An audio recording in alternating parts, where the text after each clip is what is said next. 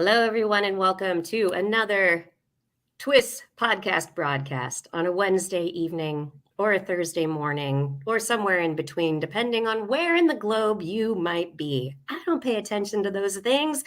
What am I doing here? I don't even know. I don't even know what I'm doing here right now. I'm not supposed to be here. I don't have headphones. I don't have a good microphone. I may just be starting the show and leaving it to Justin and Brian. We don't know what's going to happen yet. This is just happening. This show is Justin's, but I'm going to start the show. Everybody knows there will be things that will be edited. There will be things that will be awesome. Whatever. This is live. The podcast will be edited. For brevity, as it always is. No, it's not, but for coherence, maybe, and lack of trouble. But we're going to start the show now. So make sure you hit the likes and the subscribes and the shares and make all that stuff happen, because it is time to start the show in 3, 2. This is TWIS. This Week in Science, episode number 944, recorded on Wednesday, September 20th, 2023. You should be skeptical of this show.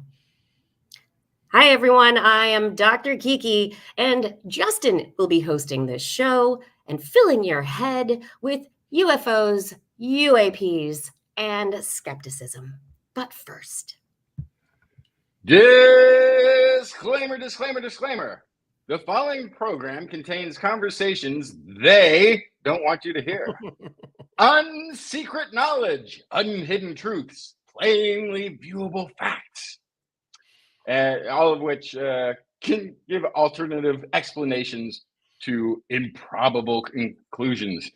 Merely by being exposed to the ideas in the following disclaimer, you can be disqualified from holding an above super top secret clearance. Believing anything you hear here may prevent you from registering as a member of MUFON. And in extreme cases, being well informed can lead to uncontrollable sneering and snickering whenever an acquaintance tells you their eyewitness account of a UFO sighting. While no one should be ridiculed for their beliefs, the beliefs themselves will hold no such protection in conversations on This Week in Science, coming up next. I've got the kind of mind that can't get enough. I want to learn everything. I want to fill it all up with new discoveries that happen every day of the week. There's only one place to go to find the knowledge I seek. I want to know what's happening. What's happening? What's happening this week in science? What's happening? What's happening? What's happening this week in science? Good science to you, Kiki and Brian. And a good science to you too, Justin and Brian and everyone out there. And I'm not supposed to be here, so you saying that both are going to be having the best conversation tonight. I know this. Well, yeah. As soon as our chaperone leaves the room, we're going to delve into the topic of UAPs and UFOs, something I've been kind of forbidden to talk about on the regular This Week in Science broadcast. Which is why I have to leave right now, so that... You need to get out of the... I'm leaving, but I'm still lurking. There will be a troll in your comments. Just wait. Perfectly. You can jump in anytime, rein in the show, save it from being censored, whatever is necessary. I am so excited that Brian Dunning has joined us this evening, though, or joined you for this discussion, because I'm leaving. Have a wonderful time. You're not here. I'm not here anymore. I'm really not here.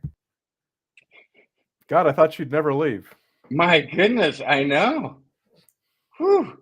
So we have a jam-packed show set up with things that we carefully crafted for this discussion. Basically, I want to start off this show with something that's not even in the itinerary or the rundown for the show. First, I'm going to jump into science news This is from this week. The James Webb Space Telescope discovered methane, carbon dioxide, and missing from this headline, dimethyl sulfide on a distant exoplanet 120 light years from Earth named K2-18. Or actually, that's, I guess, the name of the dwarf star that this planet is circling in the constellation Leo. K2-18b. It's 18b is the second planet. Is the planet, and then K2-18 is the dwarf star. So this is uncontestable proof that there might be life on another planet. These are those biosignatures that one would look for that indicates potentially live organisms producing these chemicals and creating this into the atmosphere. So it's a nice backdrop, I think, that finding for what we're going to be talking about, because we're going to be talking a little bit about the possibility of life on other planets in our galaxy, and more to the point, whether or not that life has been visiting the Earth. Indeed. Yeah. So you made a movie, and I'm sneering a little bit because I've always wanted to make a movie. And so whenever I'm talking to somebody who's actually gone through the whole process of making a movie, I'm initially struck with this intense jealousy and then sort of undeserved animosity towards the person. I understand all of that. I do. Yeah. And then I actually got a chance to preview the UFO movie They Don't Want You to See. And it's brilliant. It's really well done. So I have to put aside all of my jealousy and my animosity to actually admire the work that you created. Thank you. Yeah. And so how does this come about? How do you decide there's enough in my head that I need to discuss on this, and the only way to do it is through the narrative of a movie? Well, okay. So I work for Skeptoid Media. It's an educational nonprofit. Our main thing has been the Skeptoid Podcast, but we're always trying to reach out to new audiences. We're always trying to launch new programming. And one thing that we've been doing the last 5, 6, 8 years is we've always got a movie in production. And sometimes that's an educational film. 2 of them have been 40 minutes long. Sometimes that's a feature documentary that we release through conventional film distribution. It's all a matter of, how can we get our message out there to as many people as possible? And documentary films are one way to do that. And so this was the most recent one. And about just over a year ago, I literally posted on Twitter, what should I make my next movie about? And UFOs is what everyone came back was the most popular answer. We're always trying to promote science literacy, critical thinking. That's the basic thing. What the movie is about is actually kind of secondary. It's like, okay, what's the vehicle that we're going to choose to promote our message this time? And UFOs is such a great one because it's just insanely disproportionately popular in society and in pop culture right now. It's just freaking everywhere. So it was the natural choice is to make a movie about UFOs. How do we take a scientific look at the UFO phenomenon? Yeah, and it's something that I was sort of teasing earlier that I'm not allowed to talk about it much on the normal This Week in Science. We had to craft this opportunity for all the co-hosts to be out of the room because I don't think they live in the same media bubble that the rest of the planet is on. Because that's sort of every time I've sort of brought up like what this UAP news that's out there, like, why are we talking about this? Why are you talking about that? Like, who's talking about that? Who cares? And so it somehow didn't penetrate the scientific bubble that the co-hosts live in. I, on the other hand, love this stuff. Everyone, it's super popular. A lot of people love this stuff. the whole reason I'm even doing this show right now is because I was a big fan of radio. And my favorite show on the radio was the Art Bell Coast to Coast. Sure. And Art Bell used to do a great job of having guests with good narratives and good stories. Sometimes it was ghost stories, or it would be aliens, or I think my favorite was Richard Hoagland, who would come on and he would have this like, he would be like connecting dots between, he'd sort of lay out all this information like, whoa, the son of an Egyptologist was working for NASA at the time where they were planning where to land on the moon. And because of the angles in the pyramids, this is the reason they chose, lays out all these dots. And it's sort of like watching this is oldie time, watching a photograph develop where the image just sort of comes across the paper all of a sudden. We've all, and done it was that. always really, really fun and fascinating. And especially because I didn't believe any of it. You know, it wasn't like, I never felt like the show was meant to convince. Even Art would like sometimes have a skeptical question. And then he would go along with it and go, oh, wow. You know, it was sort of an interplay there. So I've always tracked these sorts of things, but I've seen them in that window of kind of fun to think about, sort of like a cheap version of a sci-fi movie where you didn't have to have any of the special effects. You just have a narrator. What's concerning, though, is I'm now realizing that, yeah, there's a very large percentage of the population that's bought into the stories that are being told. And there's people who are telling these stories. Now, that's fine, but it got to the point where there was a congressional hearing. There's been about a half dozen of them, it seems. And there's another one tomorrow. So there's hard evidence, I think, at the first UAP hearing, congressional hearing, that we do need to talk about, because I have never seen more convincing evidence that there is a lack of critical thinking in our government. What was your impression of that? I'm assuming you must have forced yourself at least to watch this. Yeah, I mean, unfortunately, for this is what I do for a living. I'm forced to do it for work. It's like in school when they give you a book to read. It's like in my job, I'm forced to sit through these congressional UFO hearings. But no, you're absolutely right. I mean, there is some people in government displaying an astonishing, not only naivete of some pretty basic science issues, but complete failure to do any due diligence. For example, this last most popular hearing with it had the three witnesses, right, which are always introduced as an intelligence official and two F-18 pilots. No, these guys are career ufologists.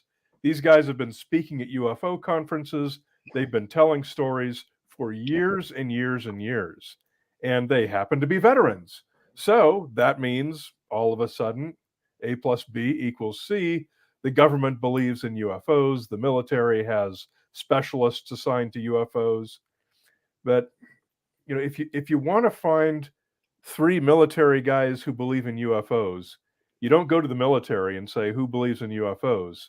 You go to the UFO conference and say, hey, who's ever been in the military? 500 hands go up. You've got plenty to choose from. That's where these three guys came from. They came from the UFO world. They didn't come from the military world. And if the senators or the Congress people in this subcommittee had done any due diligence into them at all, I mean, simply Google their names. Google their name with the word UFO conference or something like that. And you'll find that these guys are not credible intelligence officials, quote unquote. They're simply UFO guys who've been telling these same old stories for years and years. And the one guy in particular who they're calling a whistleblower, he's calling himself a whistleblower. He's calling himself, yeah. I don't think everyone's now calling him a whistleblower. He comes from the whole community of people who have been driving this whole UFO mythology since 2017. And when he actually named, remember in his David Grush is who I'm speaking of. In his testimony, he refused to give almost any specifics at all. He said, "Oh, I can only tell you that behind closed doors. Oh, I can't answer that question." Yeah, the skiff in a soundproof phone booth, basically. Yes, the code of silence from Get Smart. Yeah. When he finally gave two specifics, one of them was Roswell, which has been so hilariously debunked for decades that my jaw just about hit the floor. And then the other one he gave was this Italy 1933 story, which was invented by a long hoaxer and immediately dismissed by the rest of ufology as a hoax 25 years ago, and never enjoyed a minute of credibility in any of that time. So you can learn any of this in a 5 minutes of Googling, and the Congress people didn't even do that much. So when you say that they're displaying an astonishing lack of critical thinking, they're displaying an astonishing lack of a lot. It definitely raises concern for who's running the country. My jaw drop what came from the revelation, though, that Grush had good information from somebody else about, I think, a third party that they said that they had evidence of non-human biologicals recovered near the site, a crash site. And it was the first time I think that I'd heard that term. And it occurred to me that if that's true, it means that humans wouldn't be the only form of life on this planet. We didn't say it was extraterrestrial. We said it was non-human. That could be a dog. Or a bacteria or a bumblebee or a bird strike on a domestic drone, commercially available drone. But it like, didn't we know that? Don't we know that humans aren't the only form of life on Earth? Like, and the jaw-dropping part wasn't the statement. It was the lack of anybody on the panel going, wait a second. That just means it's not human. It's not. And I wonder if there is like some element of being under oath where who's like, that pigeon drone strike story sounds good if you tell it sideways, but I've got to make sure that I don't overstep here. I don't know. I don't even know if they were under oath. The other thing I took away from that one was the pilot who claims not to be a UFOologist, Fravor and Graves. Fravor? Yeah. Fravor, who claims not to be into UFOs, but then, like you say, just Google it. He's been talking about UFOs for a very long time, goes to all these conferences, does all this stuff. But actually, he was the most believable of the sort of group because of the way he was doing most of his answers. Some of the times he goofed up and overstepped his sort of way he's been presenting himself is just like, I'm just a pilot who saw a thing that I can't explain. I'm not saying what it is. He accidentally did answer a few questions when they were like, well, do you think they could be here probing our defenses? And he's like, oh yeah, absolutely. Like, yeah. Oh, what do you mean they? What do you mean probing defenses? What are you talking? So he's oversteps it even a couple times in that. But I thought it was interesting. The most believable thing that he said was that he thought it looked, he said, he described it as, I'm going to mess up how big, how long it was. But he described the size of it and that he recognized that because that's the same size as the planes that he's trained to look for. Right. Well, if you're up there and you do a great job of this in the UFO movie, they don't want you to see, of explaining how difficult it is for a pilot to identify a size of an object that they're even familiar with, perhaps, but unfamiliar with. But the fact that he assigned it the exact dimensions is something that he's used to seeing. then apparently dictates everything about that interaction. How far away it is, when he moves around it, how quickly it seems to be moving. If he's got a set size that he thinks it is, and it's something much smaller, it would seem to be moving very erratically. Yeah, and remember the duration of the event was approximately 5 seconds. And he's drawn an awful lot of conclusions from those 5 seconds. And also everything that he talks about with the size of the object being, a football field or whatever it was, it can't be reconciled with the numbers that are shown on his screen. Yeah, his actual assessment was, I think it's something in the range of, like whatever, however long a jet plane is, like 40 feet or something like that. I don't even know. But that was the thing. It was like, if it is a balloon, but he or something of like this nature, of that size, like a weather balloon or something, but he thinks it's the size immediately of the thing he's used to identifying, then it's going to act weird when flying around it. The Go Fast video, when I first saw that, it had no audio, and it was a news clip that was sort of teasing it out to talk about it later. And I was like, wow, that really, like, oh my gosh, I've been wrong all these years. They've seen a UFO. They've got it on it. They've tracked it. That thing looks crazy, whatever that is, maybe. When you hear the audio, though, I didn't even need to wait for all of the trigonometry to sort of tell that it was, a balloon at 12,000 feet moving at 40 miles an hour. And it's the parallax effect of filming from an airplane, 12,000 feet above it or whatever it was. But the audio where the pilots are like, oh, hey, got it. Oh, what'd you use? Well, did you manually track it? Nah, I used the auto trackers that actually picked it up. Wow, okay, that's interesting. And then, woohoo! Look at that thing go. Like, if I'm the pilot, I'm like, and there's an object moving at hyper speed off the coast of California, I'm calling NORAD. I'm like getting on the line, like, we got an incoming. Like, this is an emergency situation. Not, woohoo, oh, hey, what'd you do? The conversation was so casual that you could tell the pilots weren't overly alarmed by this in any way. So even in the evidence that's being produced out there, I think there's quite a bit of sort of self-debunking. Well, the interesting thing to me about those 3 Navy videos is, once you understand what's happening in each of them, you realize these are such commonplace events that this has got to happen every time anyone goes up. Anytime any pilot goes up and there is any other aircraft at all visible to his FLIR camera, you're going to have essentially this same event is going to be repeated. And so I was wondering, why did anyone save these 3 videos? The one we have an answer for is the gimbal video, because the video file was, as it came from the Navy, was actually named gimbal.wmv,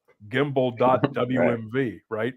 So my personal guess is that somebody saved and made that video as a demonstration of what happens when the camera reaches the end of its range and it has to gimbal so that it can continue pivoting around. That's my guess. But as far as the other 3, I don't even know why those videos would be saved, because they're not even unremarkable. They're too unremarkable to even be called unremarkable. So one of them, I think, was like recorded off of an iPhone 4 or something like this. Like, it was like the pilot had recorded their screen. It wasn't really? Actually the Navy's recording on one of them, or at least the first version of it that came out. And I think that's when the Navy maybe released it. I hadn't heard that, but I also don't. Now that you mention it, I don't know anything about the history of how each one of those videos was saved off of the screen. And one was I think the Navy released it after the footage that was taken from within the cockpit had been released first. I think that's the scenario that went down. Okay. But yeah, so the videos come out, they get thoroughly debunked, which means that the video evidence is not evidence of anything unusual. So we're left then with the eyewitness accounts as the still the only, I guess, the most credible sounding, because once you have video evidence and you can tell it's not something supernatural, that it's something moving at 40 miles an hour along with the jet stream at 12,000 feet, that's no longer convincing anybody that we're being visited from by, and also the leap to it being other planets. Yeah, has anybody looked at the fact that all these pilots describing things that seem like they might be, spherical objects? Now that we know that there's Chinese spy balloons occasionally flying over the United States, like maybe we should have been reporting this actually. And maybe if you did see a balloon, like the Go Fast video, that could have been a Chinese spy balloon. Instead, they made a UFO conspiracy out of it instead of actually like reporting it and then trying to get that thing shot down. If we're considering the possibility that these are alien spaceships from other star systems, why are we not considering the possibility that your neighbor who is a psychic used their powers to imprint this onto the video? Where did we make the leap from here's a video I don't understand to aliens from another star system? That's an astonishing leap of logic to me. Yeah. And some of it must just be that actually doesn't Fox Mulder from X-Files have a poster that says "I want to believe"? Very good. You're the pop culture god. Yeah, that's probably a big part of it. When you have this belief that this thing is happening and this thing exists, any scrap that seems to provide you with evidence of that reaffirms that idea, and is probably very tempting to suspend all doubt and just believe, I suppose. So that's going to bring me real quick to NASA's reluctant role. Okay. All right. And first, I want to stop letting NASA administrators speak in public. I don't know, from the James Webb Space Telescope rollout to every conference or committee meeting they've held publicly with the UAP things recently. NASA administrators are terrible communicators. They're stuck somewhere between trying to do this knockoff impression of Carl Sagan and it's like you're not that person. Like Carl Sagan was a very special individual who had a prose at his fingertips for describing the universe. Using similar sounding words in a monotone, unenthusiastic voice is not the same. They need to stop. But then also, like, poor NASA, poor NASA. Here's a new mandate. We need you to look into this. Yeah, NASA, I just imagine them just groaning when they got that. It's like, are you friggin' kidding me? It's not like they don't have anything better to do. Okay, fund us separately for it. More than happy, I guess. Yeah, I mean the guys, the people who are on this particular NASA panel, they seem to be from very diverse backgrounds. I don't know most of them. I didn't know a number of names. I knew one or two of them were actually people I'd met, and they're very cool, but they don't work for NASA. The ones that I knew. So yeah, somehow somebody threw together a budget and said, I guess, and pay some people to do this and handle this for us. Yeah. So hopefully it wasn't taking time away from regular NASA employees who did have better things to do. I see someone mentioned in the comments about the NASA administrators being retired astronauts. Charles Bolden was very good at public communication.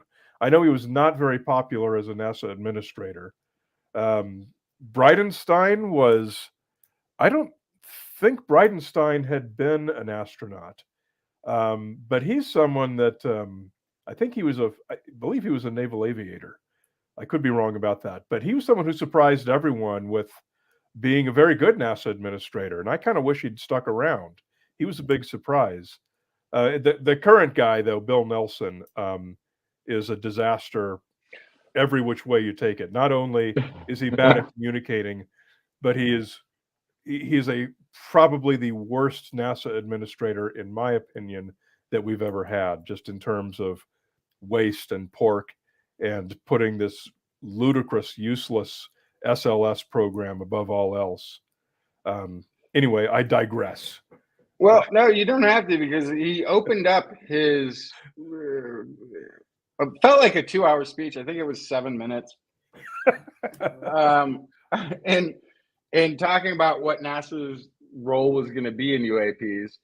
Start off by talking about the current Mars mission, and how we're collecting tubes of rock samples from the mouth of a river on Mars, which I get where he got calling it the mouth of a river, but still, like, you're entering into the fray of conspiracy theory world in broaching this subject. And you're going to start off talking about rivers on Mars. And then NASA has the brilliant idea of, you know what, we're going to make everything transparent and scientific, and make transparency and open information the goal of this. And we're going to have a secret administrator of this program, who we're not going to tell you who it is, and it's going to be a secret. And they're doing it because nobody wants the job. Nobody wants to get the blowback from the crazies. And so they're not identifying who's heading up the new UAP research department, which is going to do nothing but feed the beast. And it's going to come out because they're going to figure out who it is anyway. So it's pointless. And it just shows a completely tone deaf to the situation. What I think they should have done is gone up and had it, not administrators and not this assembled group of people who really might believe that some of this could be possible in some level. And, you know, we're going to look into it with open eyes, and, you know, and see where it takes us.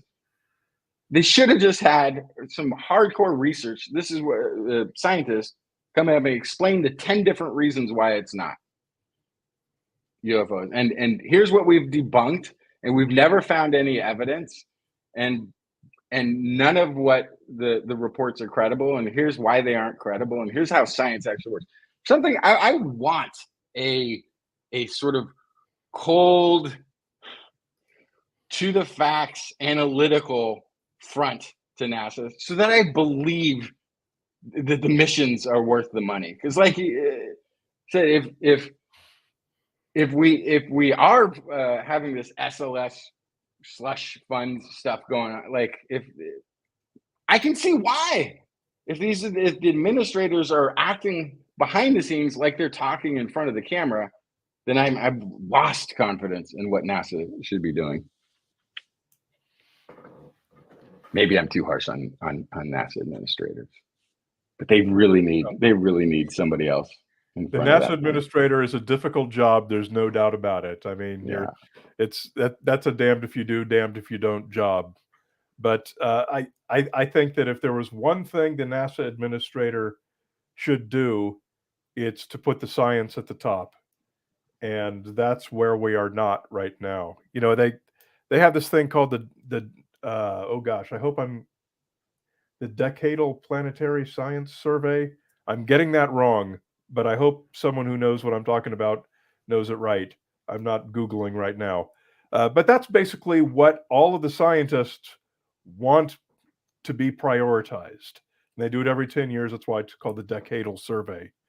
And guess what is not ever been on that Decadal Survey? It's anything pertaining to the SLS or a moon base or the Artemis moon mission, which all of that is purely a justification for the SLS rocket. And the SLS rocket exists only as a pork project to keep budget flowing to legacy shuttle contractors. Wow. Literally wasted money. It's a program that has no potential to do anything useful.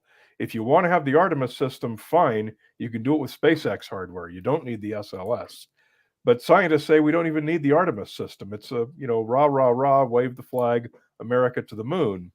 Not that that's a bad thing, but I wouldn't prioritize it ahead of projects like, let's get out to Titan, and let's get out to Europa, and let's drill down through the ice, and let's find if there's life in these oceans here in the solar system. That's what the scientists want. Anyway, I digress again. I get off on tangents. No, that's fine. It's also the shift, I think, that took place in NASA over the years from NASA astronauts being jet pilots or test pilots or military folks to more scientists. The right stuff. Being astronauts. Yeah. We've moved into the field where playing golf on the moon isn't really going to do much for us. Anyway, it's cool. It is cool though. No, I mean, you're right though. I mean, the whole thing with the hotshot pilot, we've done that, and we can do it again if we need to, but we just don't need to anymore. It's been done. And by the way, our scientists have figured out they can do their job from home. They can send a robot that can do all of the stuff there, so they don't have to go up in a multi-billion-dollar firecracker to try to get there. So here's the question, though. So we've talked about NASA's got this group, and there was these panels in front of Congress, and there's these collections of people who are starting to look at this from different angles. Where's your invite? Where's your invite to the panels, to these research committees? Where's the skeptics who have been looking at this stuff for years and years and years that can shortcut, like you mentioned, all they needed to do was a Google search. And it seems like if you were sitting down there as the fourth person, I don't know which side you want to be, on one side or the other of that panel, that could have said, "Oh, well, that was already figured out, and many years ago." And this, you're singing my tune. Yeah. No, I mean, this is something that I talked about in my UFO movie. Was what is the problem with these panels, and how could these panels be done better? And now, when I made the movie, this was finished. It finished shooting, I don't know, December or so, and then it was in post-production. So the most recent UFO hearings haven't happened yet when I made the movie, but that doesn't matter because there's nothing new to the science in there. But we get a vision into who are they putting on these panels, and it is not people who should be on the panels. The examples that I talked about in the movie were when Scott Bray, who was the head of the All Domain Anomaly Resolution Office, I believe, he was talking about they've got a metallurgist, and they've got a meteorologist, and they've got a physicist. And okay, let's see, what are those people good at? What does a metallurgist do? He analyzes metal. Okay, so here's a piece of metal. Actually, this is from a Robotech little guy that I've got on my desk here. But okay, so here's a piece of metal that we can analyze to tell if it came from another planet. Okay, we don't have that. We do not have any metal that needs to be analyzed. We've got blurry videos. We're jumping way too far ahead by putting a metallurgist on the panel. We need people who can tell us about blurry videos. Yeah. And honest to God, I'm not advocating this, but you could get a Bigfoot hunter would be better to have on one of these panels than a metallurgist. The thing that I advocated for, two main things that I really advocated for. First of all, UFO skeptics. People who have been writing books about UFOs for 50 years and who have been debunking UFO cases and pointing out why this was actually Venus and why that was actually Venus. Now, granted, that's something that suggestion is something that a lot of UFO fans would react to with hostility, because they say, oh, the debunkers, we don't want their opinion. They made up their minds before they ever got here. Okay, but if you want your panel to actually be objective and to consider all perspectives, then at a minimum, include the people who have been doing this exact job for their entire career. We don't have a single UFO skeptic on any of these panels who would have been able to get rid of these UFO videos in 2 seconds, and that never even would have been a thing after 2017. Right. And there's still a huge thing because there are still no UFO skeptics on the panel. And the other thing that I advocated for was someone from the NTSB, basically an air crash investigator, because they understand the things that fool pilots. Yeah. And that also would have made all 3 of these UFO videos from the Navy non-starters in 2017, because the things that fool pilots are myriad, and people sitting at their desks don't understand what those are, but NTSB investigators do. So those are 2 critical inclusions that these UFO panels should have on them. Yeah, and then that would also give us insight into why so many UFOs crash. Because somebody put together, like, actually, if you add up all the reports of crashed UFOs, they crash at a higher rate than commercial aircraft. Like, much higher. That's true. Like several hundred-fold higher. I hadn't considered that, but that's a good point. They do, yes. They're just terrible, terrible pilots. Maybe they could use some of that NTSB info. It's like, oh, so we're misidentifying these planes as much smaller than we thought they were. Oh, okay. Oh, your planet's only how big? No wonder we keep running into it. The difference is we can go to an aircraft site and we can find bits of metal, but so far, nothing from any of these UFO crash sites.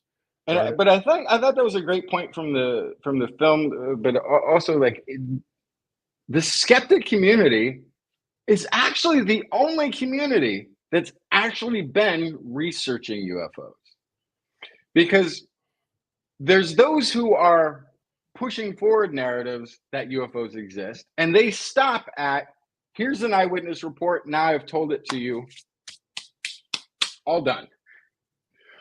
But the skeptics actually are the ones who go through, figure out what time of year it was, which direction was this, what else is going on in that area. There's a great example that you have in the movie, which is I think it was the first sort of debunked UFO story that I remember hearing, but I thought you did a much better job of it. And it's actually of a verified UFO sighting. What does that mean? It means it was an actual event, and they were able to. It wasn't something somebody made up. It's verified in that they discovered the UFO. Okay. And that was I can't remember the name of it now. It was the British military base, or is it a U.S. military base? Rendlesham. Yeah. And so what I mean by a verified UFO is that it was unidentified object, and then it was verified what it was. They discovered what the UFO was eventually, which was a lighthouse. Yeah. That had a red light through the fog, and it seemed to be hovering like a red light in the forest, sort of glowing, and it got reported by a bunch of military members. The thing that I'd never heard before, and I don't know if I knew that there was audio recording of it or not, but there was an audio recording of the witnesses being interviewed by military police or something. And that was also like, here's real evidence that military actually reported it. And in this audio, you can hear them seeing it again, because look, there it is, kind of a thing. The way you handled that in the film was something I hadn't seen before, and I thought was really well done. Thank you. Yeah. And I don't know if you want to tell that story, or if we should just leave that as a teaser for everybody to go and see the UFO movie. They don't want you to see. I was gonna tell it until you suggested that. So now I'm not gonna. We're gonna leave it as a teaser. No, I would leave that as a teaser because it's my favorite. It's one of my favorite parts in there because it was a story that I thought that I knew, but it had a twist to it that you illustrate brilliantly there that I hadn't been aware of. That really kind of brings it home. So in that too, in the title, they. Yes. Who's the they that you have in mind? So I'll say a couple of things about the title. First of all, it sounds like a silly, stupid title that makes the movie lose credibility right off the bat. But I mean, how do you title a movie about the UFO phenomenon, right? And now I had a whole bunch of people, some of whom I see are in the comments right now, who were focus grouping and workshopping titles for me. We had a whole long list of titles. We went through all these rounds of surveys and voting and what's a good title. And somebody threw the UFO movie They Don't Want You to See onto the list as a joke, right? As a joke. Mm-hmm. And instantly it led the voting, and it led the voting ever since. And I'm starting to think, look, guys, I'm not going to call the movie that. We need something real here. But then it occurred to me that we're all talking about that title. We've been workshopping titles for 2 weeks, and this is the one we're all talking about. It's something people remember, and that's a quality you can't buy in a movie title. So I finally decided, you know what? Hell with it. Let's go with that. If it makes the movie appeal to some people who are, fairly far on the UFO conspiracy theory spectrum, and they watch the movie because of the title, that's great. All the better. Anyway, who is they? It's not purely tongue-in-cheek, because if you look at what's popular on television right now, on the pseudoscience and pseudo-history networks, it's all of this UFO programming. It's Ancient Aliens. It's Skinwalker Ranch. It's unidentified this or that. These are shows that are popular because viewers don't have great science literacy. If viewers had better science literacy, Ancient Aliens viewership would go into the toilet. So there actually is an element out there, particularly in Hollywood, who does not want you to have better science literacy about these topics. So when we say this is the UFO movie They Don't Want You to See, this is a movie that teaches astronomy using the public interest in UFOs as a springboard. And when it educates people from that perspective, it makes them less of a good target audience. It makes them worse red meat, if you will, for any of these UFO shows like Ancient Aliens, et cetera, et cetera. So the title actually does make sense. And so I've made peace with it, and I'm happy with it. Yeah, that was actually my take on it too. It's like when you first see it today, it's like, oh, the deep state, the government, it's all the Illuminati don't want you to know about this. And at the end you realize, oh no, it's talking about the grifters, the people who are propagating this sort of non-scientific nonsense. Although I have come to some level of peace with Ancient Aliens. I'm listening. I haven't really watched much of it because it's utter nonsense. But I get that in my desire to make a movie and my jealousy and animosity towards anyone who actually has, if you got picked up for, like, say they did this as a goof and a short and they got 3 or 4 episodes picked up, okay, we did our thing. Now the network's like, yeah, we need you to produce 12 of these a year, or 20 of these a year. Now I might have actually thought I had a good, story about, like, oh, there's this weird thing about how they built the pyramids. Like, it's unexplained. But now I got to come up with one every week. So of course you're going to have to stretch credulity to the just utterly breaking point every week because you have a contract now to come up with nonsense on a weekly basis. And I think that's what people forget. It's not like, hey, we discovered this thing and we have to publish. We have all these experts together and we have to publish on this because this is important information. It's we've been contracted to do 20 episodes. So we have a writing team that's back there furiously working out how to make something mysterious out of mundane archaeology. Okay, let me ask you a question. How many years has This Week in Science been going? How many years? How many years? Yeah, depending on the way how you do the math, depending on the initial is over 20 on a weekly And basis. how many times have you had to stretch credulity to fill one of those episodes? Oh, maybe once. 0. Okay. I've been doing the Skeptoid podcast for 17 years. The 17th anniversary is coming up in two episodes. That'll be 900 and something shows. I have had to make something up or exaggerate things 0 times. Yeah. It is very, very, very, very, very possible to cover these subjects from a good science perspective and from a good storytelling perspective, especially if you've got a giant staff of people and friggin' History Channel's budget behind you. So I have no sympathy for them. I have 0 sympathy for them from that perspective. I do not agree that you have to stretch credulity. I say that it's easy and cheap. It's the dark side that's, more seductive, whatever it is. That I cannot give them a pass for that. So do you have that same level of stretching credulity when watching science fiction?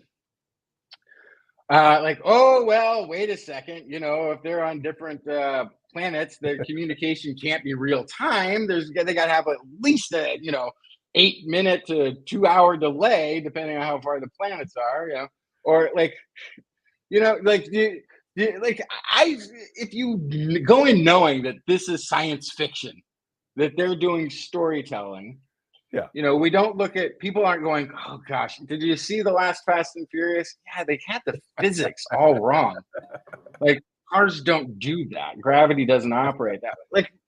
Are they being held to too high of a standard because they're addressing actual science and not just messing up the science and telling their story?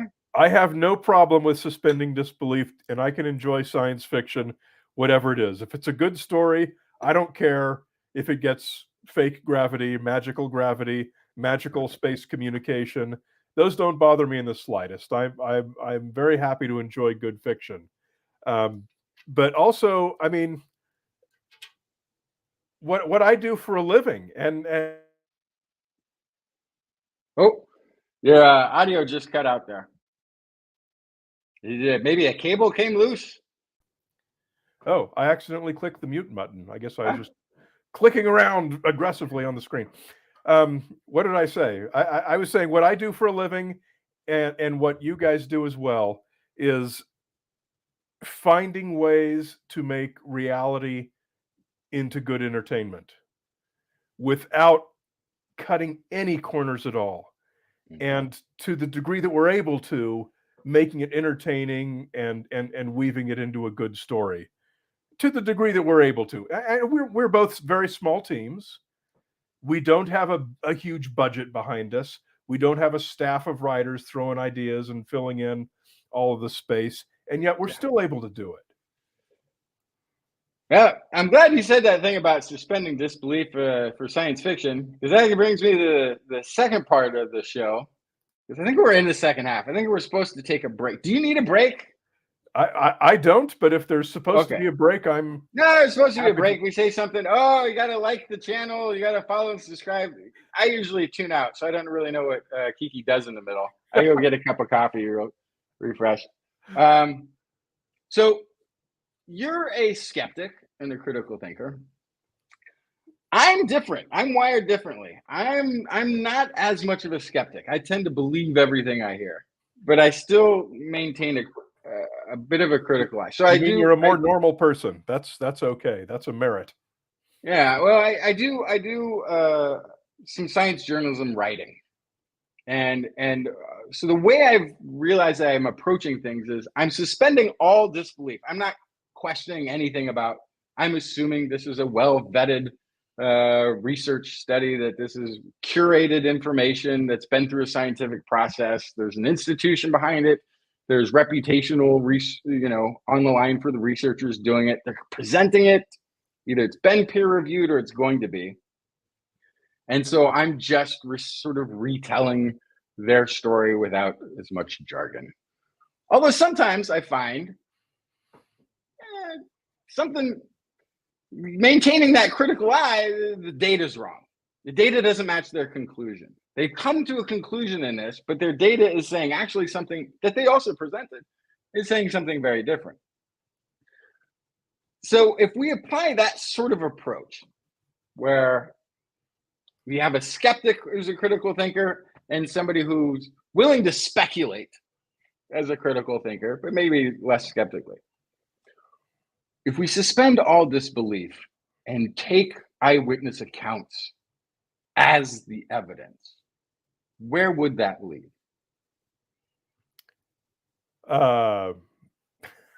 That would lead to an enormous can of worms.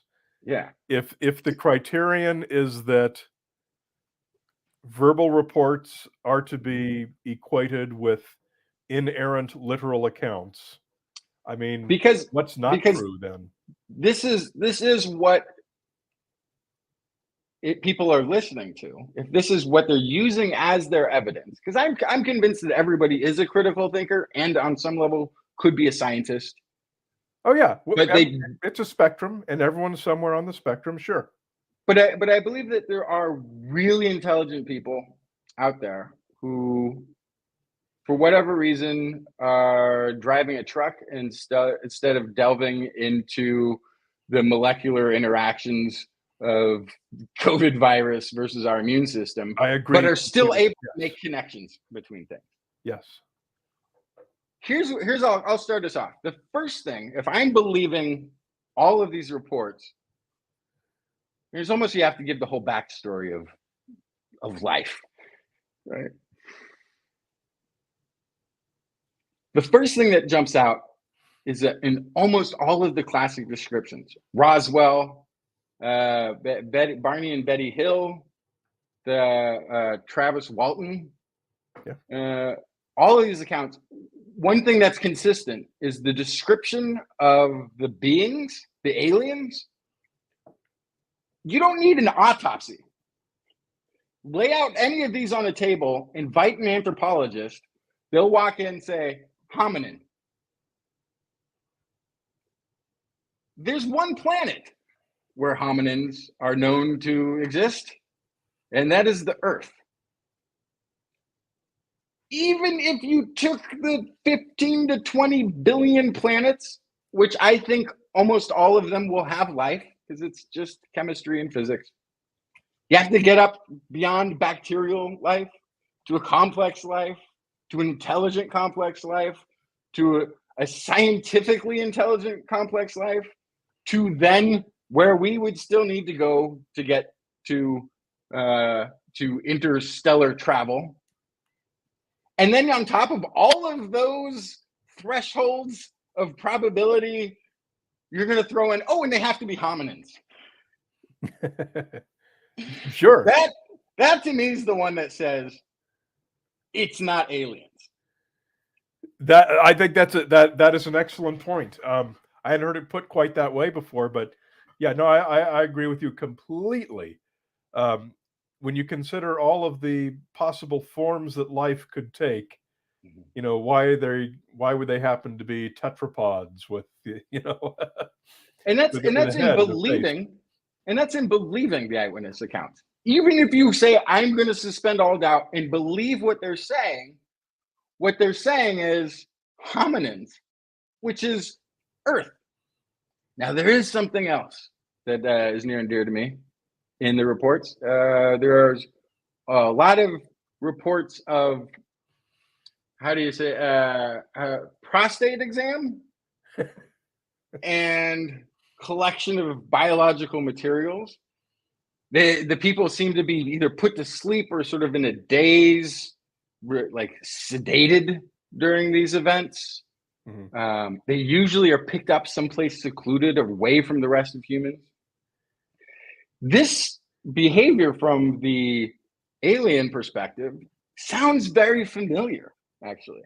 It sounds like what scientists do when they're collecting specimens from animals.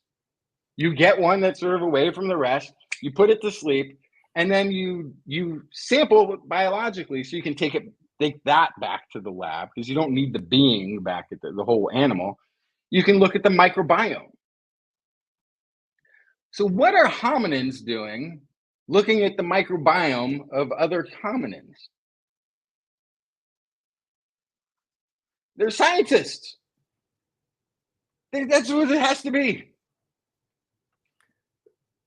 That would make sense. I mean, if we have one data point for what intelligent alien astronauts would do, and that one data point is ourselves. It's what have we done when we've gone to other planets. And if you look at what we're doing on Mars, we haven't been there ourselves, but we've sent proxies as a much less energy expensive option. But what are they doing? They're doing all kinds of little science experiments. They're drilling into rocks and looking for things. And they're doing little gas chromatograph experiments, and they're trying to learn everything that they can. So there's lots of different reasons that one race would choose to visit an alien planet if they could. But one of those reasons is why we would do it, which would be to run all those science experiments. So, if we put ourselves into the position of aliens visiting Earth, I'm not saying we'd do anal probes, but microbiome from the biological science world, you will learn more about an organism through its microbiome than you will with months of observation. Sure, but I mean, would you even be ready for that fire hose of data? I mean, just give me a skin sample from the little frog that we find on the planet. I don't need its microbiome yet. I'll look at that tomorrow. Just let me have. Well, they might have done that too. They might have gotten a nice. That might just be the thing that's remembered for some reason. If my tricorder can store all the data, then I'll take a shot of it with my tricorder. But yeah. So if we believe now all the reports, we now have hominins who are conducting science. And I think you've made this point before too, that they're not here they wouldn't be here for interstellar domination because they haven't destroyed anything. And they wouldn't be here to teach us all the secrets of the universe, because they haven't made that kind of contact either. Well, let me before I don't, not to interrupt, but let me clarify. I don't mean that they wouldn't be doing that, because some of them might. All I mean is that we don't appear to have been visited yet by any who would do either of those two things. To do either of those. Because nobody has destroyed us and nobody has jumped out on the White House lawn. Not saying they wouldn't, just saying we don't appear to have been visited. Anyway, that's I interrupt. Go ahead. So no, you're not interrupting. I'm going to keep talking too much, so that's why you need to interrupt. That's why I brought plenty of whiskey. So go for it. Perfect. So here's the thing: if it's hominins, and they're doing science, and we believe all the reports that we don't have film of UFOs, of advanced technology, because all the video evidence that we have debunks them being advanced technology. So we still have to go to the eyewitness accounts, because we don't even have any of the myriad of crash sites to investigate. How would a hominin from Earth who's doing science and has advanced technology, where would that come from? Where would it? I don't follow the question. Where would it come? Which come from? So if there's a hominin that is from the Earth that's doing science with an advanced technology, where is it? What country is it in? Is this from the descriptions, I can kind of go like, it kind of looks like a hominid, maybe. You know, maybe there's an ancient archaic hominin that moved underground and then perfected air travel technology. Because this is also this is an interesting factoid that's out there, is that the vast majority of reports of UFOs, this is why I think NASA pointed this out, and they're like, why should we study this, are below commercial aircraft in terms of altitude. They're actually all very, very low flying things. They're not high orbiting and around they're not up there with the satellites looking down at us. Okay. They always seem to be lower than commercial aircraft, which seems like hominid would be, if they're living underground full-time developing advanced technologies. That would, to me, that's the part that would be the tough one, to perfect air travel while living underground. No, you're right. I mean, if we were to plan a mission to another planet, I mean, let's say we found a planet that we could get to. That in itself is an enormous leap. But let's just say that. Let's say, okay, here's a planet, and we're going to send a craft to it. Manned or unmanned, either one. What capabilities are we going to put? Now, right away, we've got all of our different science agencies are going to be bickering with one another for, okay, I want 1 gram of weight for this. And someone says, I need 2 grams of weight for this science experiment. And then someone says, I want the whole thing to be able to fly down into the atmosphere, perform aerodynamically, shoot down the Enterprise, whatever it's going to do, land, conduct experiments, take off again, fly around some more. That guy, it's going to be really hard for that guy to get his experiment onto the spacecraft. But there's going to be a lot of competing interests. It's just such an absurdly high energy proposition to do anything more than, I mean, even assuming orbit is a high energy proposition, because you have to slow down to get into that orbit, and that takes fuel. And do you plan to return? That's going to take a massive amount of fuel to reaccelerate and gain escape velocity. There's so much to think about when you're saying, oh, that UFO must be a spaceship from another planet. You're making so many massive, massive assumptions. Most people don't realize the scope of the assumptions they're making with that small suggestion. Yeah, and it doesn't seem to create a pause either. If you're describing the size of the galaxy and how far away something, how much time it takes to travel at the speed of light to get to different stars, like the one that we talked about where they might have seen a hint of elevated methane carbon. Yeah. Dimethyl sulfide is 120 light years away. That doesn't mean even that it would take us 120 years to get there, because we don't have speed of light travel. Yeah. It means that it would take us I didn't do the math on this one, but 100 generation spacecraft where, because of limited space and resources, once people got to a certain age, they get pushed out the airlock to maintain a stable population. And in 2,000 years, hopefully they still remember that they were on a spaceship and that there was a mission. I've got a funny story about that.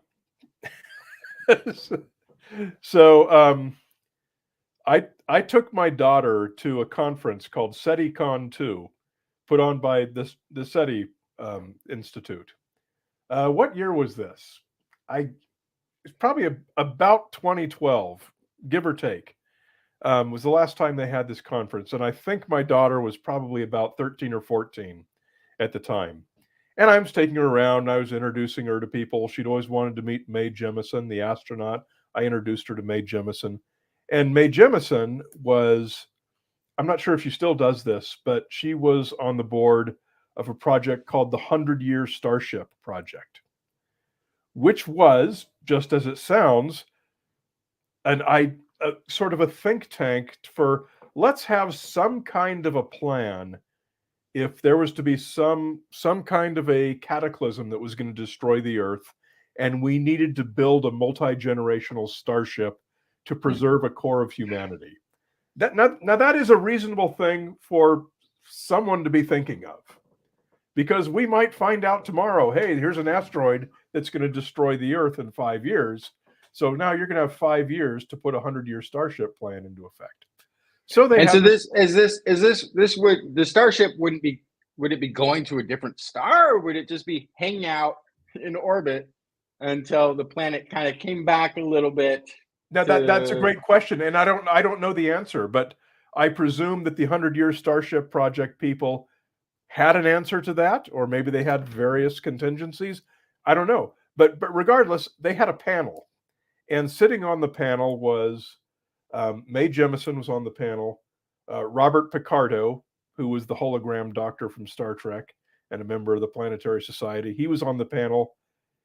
I think Bill Nye was on the panel. I think Seth Shostak was on the panel. And there was probably 2 or 3 other people as well. And so here's a line of people standing at the microphone to ask questions about the 100-Year Starship. And a lot of them are like, oh, what are you going to do for a food source? How are you going to give water for that many people? Whatever their questions were. And here comes my daughter. She's standing in line.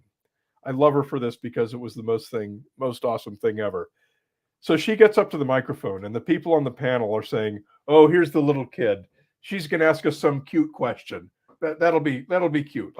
Let's hear what she has to say. And she says, is it morally right to give birth to a generation of people who are going to have no say in their future? And the panel was like stumped. And I thought it was so awesome that the little kid was able to stump the panel. Well, they didn't want to tell her. It's like, well, actually, that's already happened. We've been doing that for a while, actually. It's called society. No matter where you are, there you are. No choice. Anyway, I love that. That's my 100-Year Starship anecdote. So my conclusion from all the hominin and the science and everything is that they would have to be future humans. Future humans coming back in their own timeline to collect microbiome for a future where they've used too many antibiotics. So you're writing a science fiction story now, and this is the no, it's bigger than that. It's bigger than that, because why would they come back in this time zone?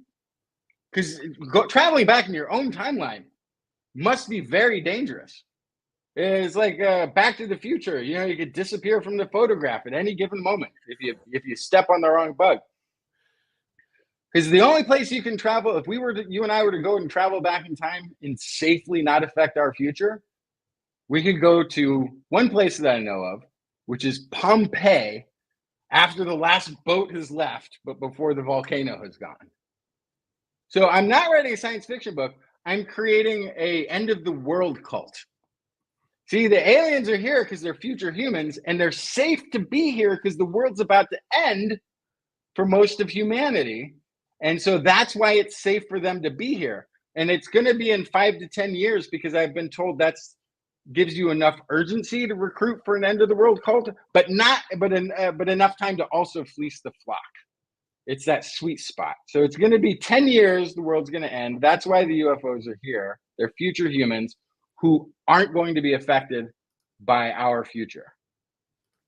So let me ask you a question. Yeah. And this is a serious question. Yeah. You're from Denmark, right? Oh, not from. I'm from Davis, California, but I'm living here in Denmark. You're Denmarkian. Yeah. So therefore, you must know Bob. I'm trying to remember who's. I do know Bob. I know Bob very well. Was it Utsi? Utsi, the Iceman, Yeah, who was found in the glaciers of. and the Alps. That's why I'm asking you, because Denmark is nowhere near the Alps. Yeah. So, do they have a microbiome from him? Oh, that's a really good question. And does this put your whole thesis? Does it make it moot? Because if microbiomes can be preserved in these long preserved, I'm not sure even how old he is. Well, 10,000 see, the problem years or something, wasn't it? the problem with going back there, though, is it's too far away from my end of the world prediction. See that, but you go back too far in time and you mess up your future timeline.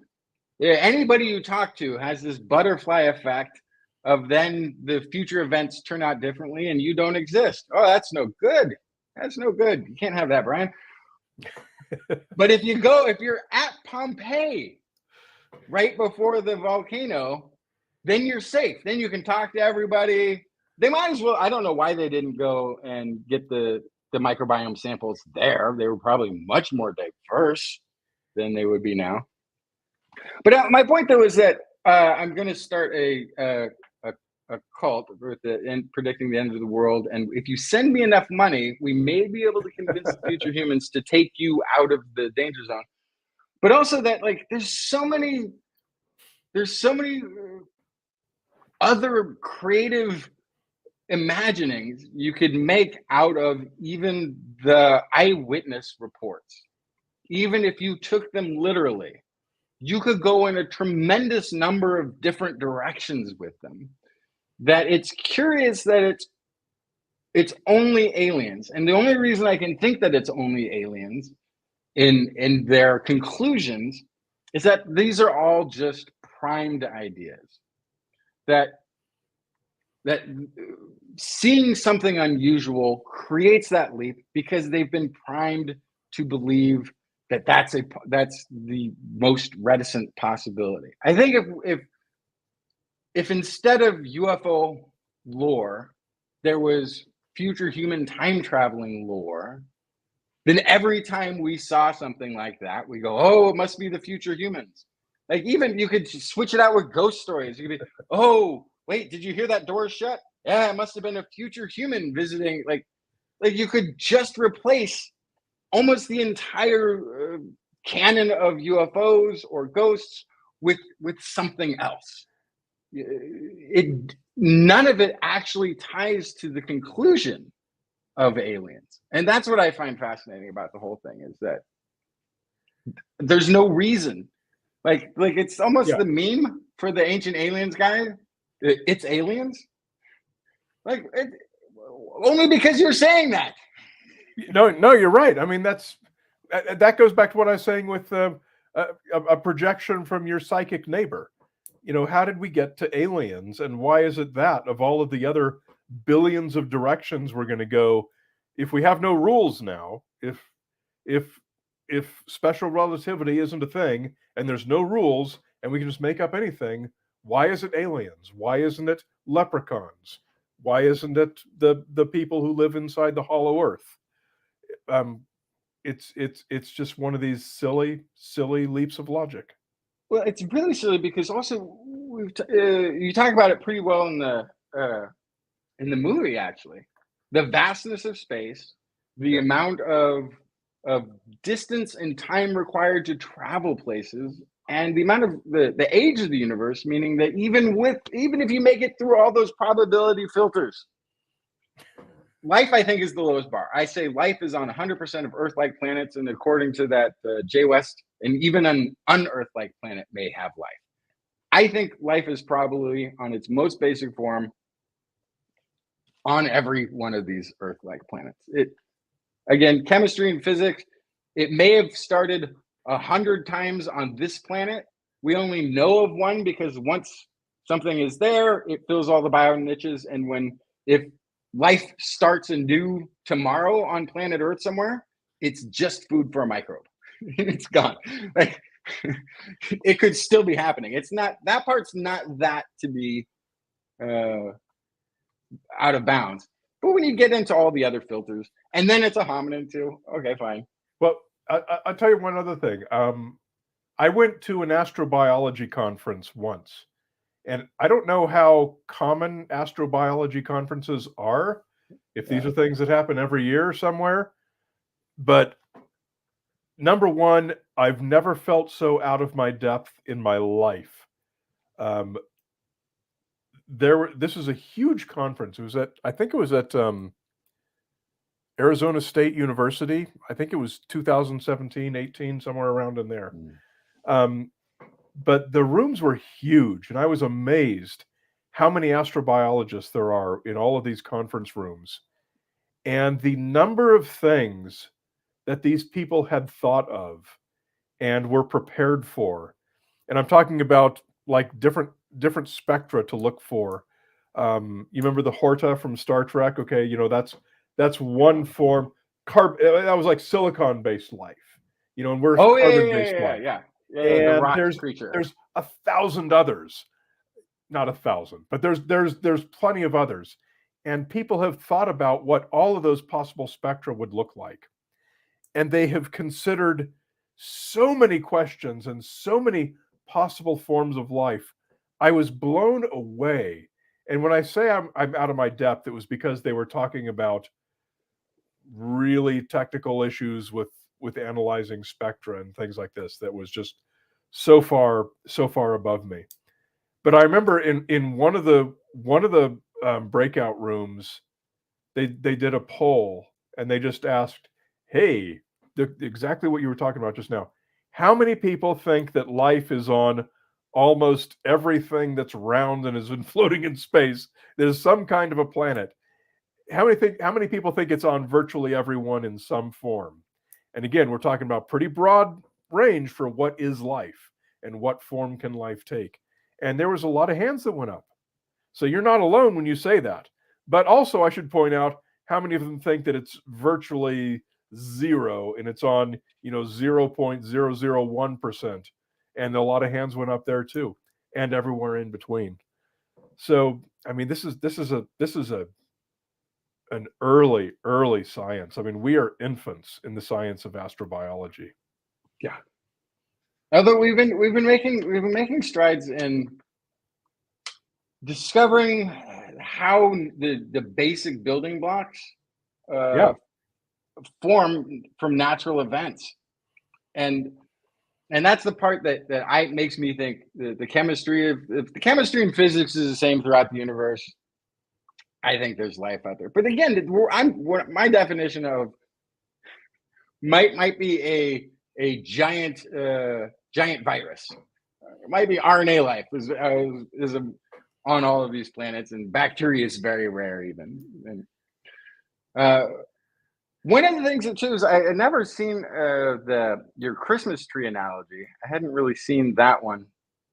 No, I claim that as my personal contribution to the field. Okay, I really like that. That was cool. That again is another one of those thresholds where, what is it? How do you? Well, maybe you should describe it, because I'll do a terrible job. But of different life coming and going on planets. So everyone understands the distance problem.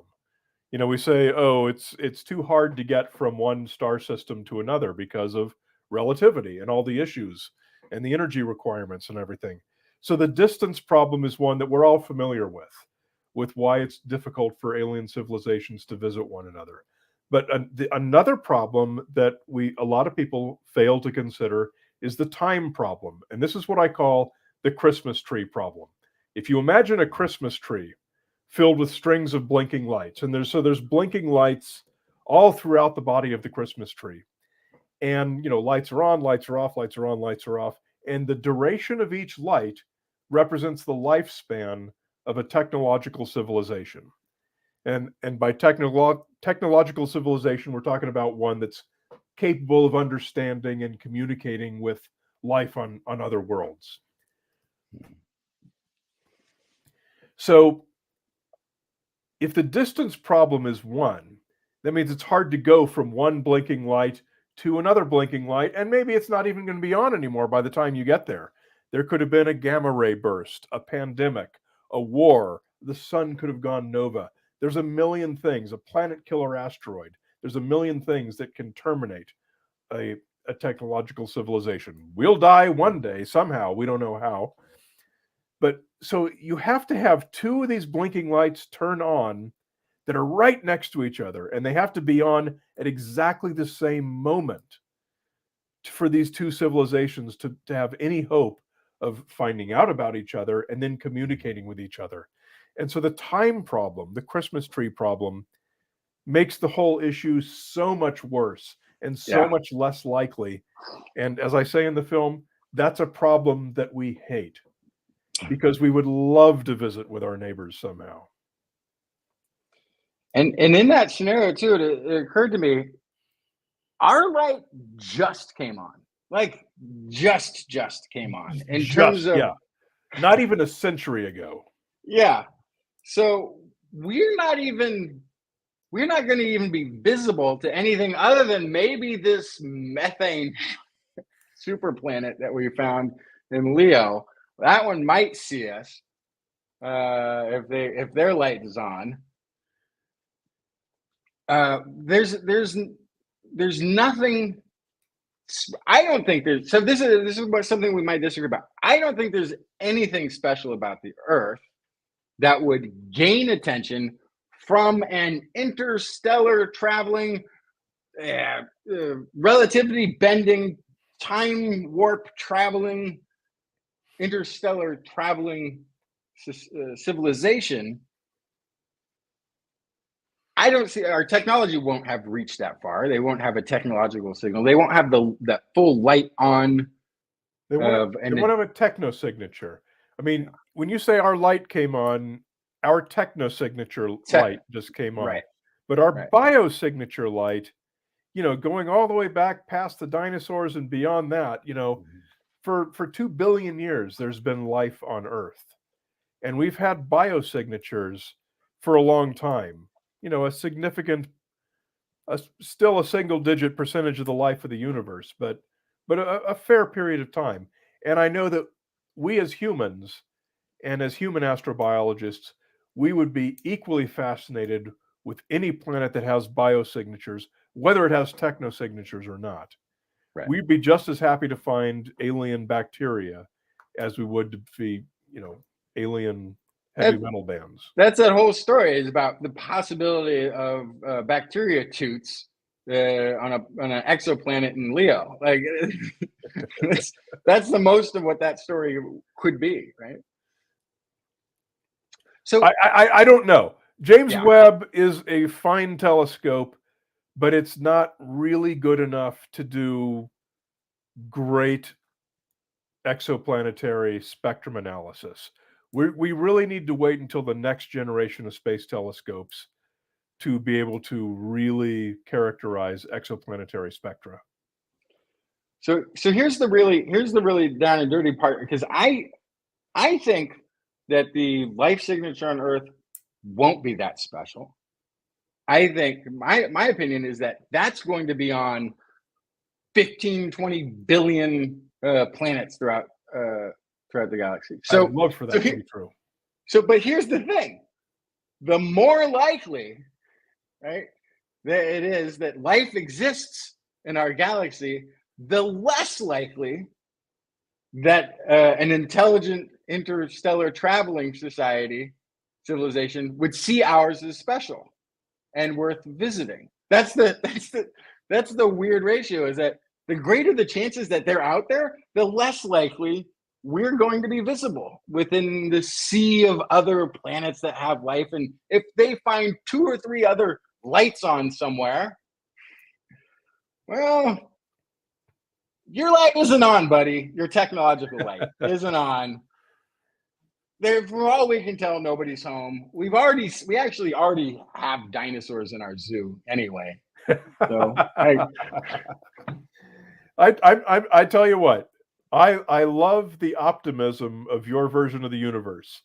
I would love for you to be right, because that would be an amazing universe to live in. It would be, but we'd never get there. But they wouldn't come and visit us, is the problem then. So I kind of like yours better, where we're so obvious that, of course, this is where an advanced civilization would one day come and visit. And unfortunately, probably check us out and go, we'll keep looking. The one thing that I refuse to subscribe to is the very fashionable notion that humans are so horrible and evil and don't care about the environment and don't care about each other that aliens would not want to visit us for that reason.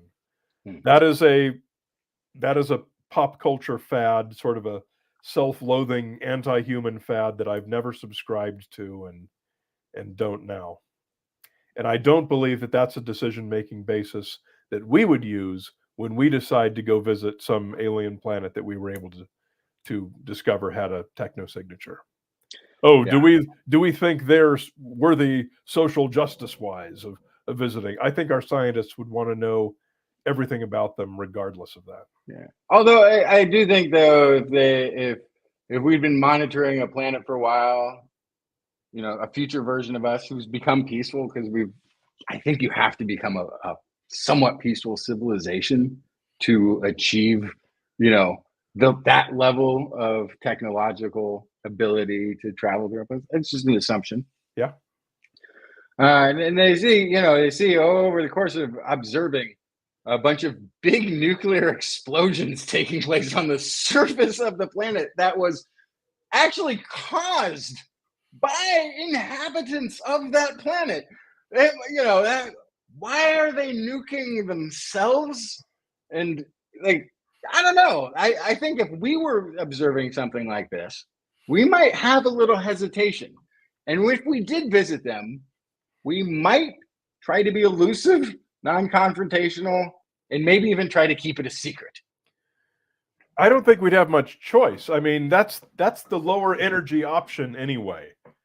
If you're going to observe another planet, doing it in a way without landing and announcing yourself is the lower energy option and the easier option. And that's probably the one we're going to have no choice but to use in any event. So I think that if we saw a nuclear war happening on some other planet, I think our sociologists would be fascinated. I think our historians would be fascinated. And I know our biologists and everyone would be fascinated. I don't think for an instant that we'd decide, we choose not to learn about that planet. I don't believe that. There's also, I don't know why it reminded me of our conversation today about this. I think it was an X-1 radio, sci-fi radio from like the 50s. There's an episode where there's aliens are communicating with Earth, and that they're on their way, and that they have advanced technology, and they're going to be taking over things and prepare for their arrival. And all of humanity is getting more and more nervous, and it's supposed to land. The UFO is supposed to land at this Air Force base, and it does. But I think the scenario is that it had the scale of our planet completely wrong, and it gets swallowed by a golden retriever. They just didn't realize the scale of the humans on this planet, maybe, or the life forms on this planet from afar away didn't look as big. I love that. I feel like I've used up all of your agreed time. I did tease ahead of time that I wanted to share with you the greatest time travel experiment of all time. Because if we get to this point where we're doing speed of light travel or faster than speed of light travel and want to get to that star while it's still on, want to get to the other Christmas tree when it's still on, we would need some sort of time traveling ability, or faster than speed of light, which puts you back in time. We'd need something like this. But you don't have to worry about all the grandfather paradoxes or the all that stuff. You can, before any of that ripple effect of the past, before anybody's disappearing from a photograph, the first time travel experiment is going to be a big red button. And when you press that button, it's going to send a particle from your emitter to the detector on the wall, and a light will go on and it'll go boop. And it's set up experimentally, we're going to test this out to go back in time 2 seconds. That's all you need to do. A particle of light going back in time 2 seconds. So when you hit the button, as I'm about to do now, it's, boop. Oh, wait a second. Do I still press the button? Does it know that because I didn't press it yet, and it still went boop, right? There's this we can test all determinism, whether the past exists, but the future does not yet. We can test all of these things with a time traveling device of 2 seconds. That's all we need. And so whenever somebody's talking about time travel and everything else, the first experiment is actually the toughest. Whether or not you still have to press that big red button to fire your emitter after you've heard it go off. I thought about it too much. I am thankful to be too stupid and too impatient for philosophy. I get stuck in it because I'm that guy I was talking about who should be having a research project in front of them, but instead I spent the day watching too much YouTube videos, and so now I'm trying to figure out the universe from my couch. Well, I'd sure rather be that guy. Brian, I think we've had a wonderful conversation. We've used up the amount of time I was promised that I could steal you away. Is there anything though that you would like to talk about, discuss, or bring up here towards the end of the show? Well, if I could tell people where to go see my movie, I would love to be able to do that. Have we not mentioned the movie yet? Okay, I'm sorry. Let's start this over. Okay. My next guest is Brian Dunning, who is the producer and director and star of a new movie called The UFO Movie, They Don't Want You to See. Yay. Where can we find this fine cinematic portrayal of... The movie's website is theufo.movie. And until I bought that domain, I didn't know that .movie was a thing, but it is. The UFO.movie, and it's available for rental right now, and it is imminently going to be available on Amazon Prime, Tubi, Apple TV, and probably a whole bunch of little minor streaming services that nobody's ever heard of. But it's not yet, right? But you can rent it and enjoy it right now on Vimeo. The current streaming options are always available at theufo.movie.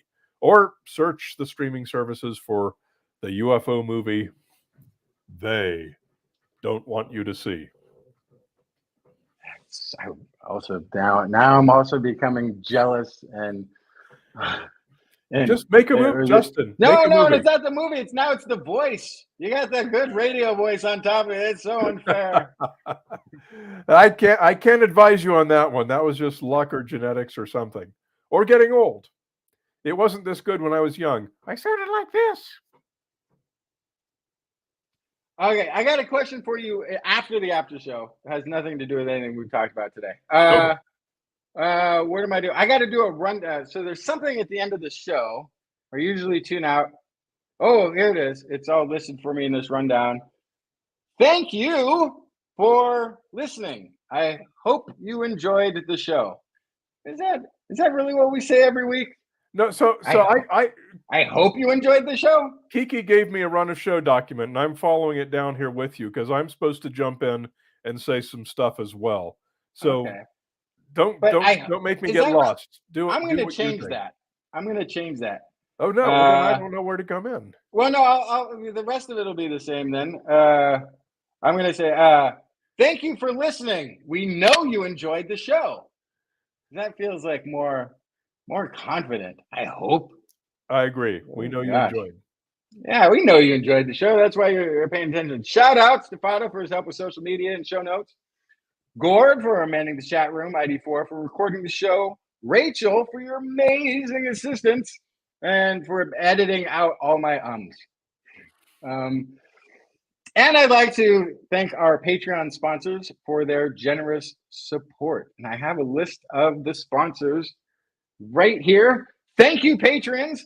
Arthur Kepler, Craig Potts, Mary Goetz. I haven't had a chance to pronounce these right. So Goetz, I'm sorry if I'm mispronouncing it again. Teresa Smith, Richard Badge, Bob Cowles, Ken Northcote, Rick Loveman, George Corus, Pierre Velizarb, John Ratnaswamy, Carl Cornfield, Chris Wozniak, Vagard, Skeff,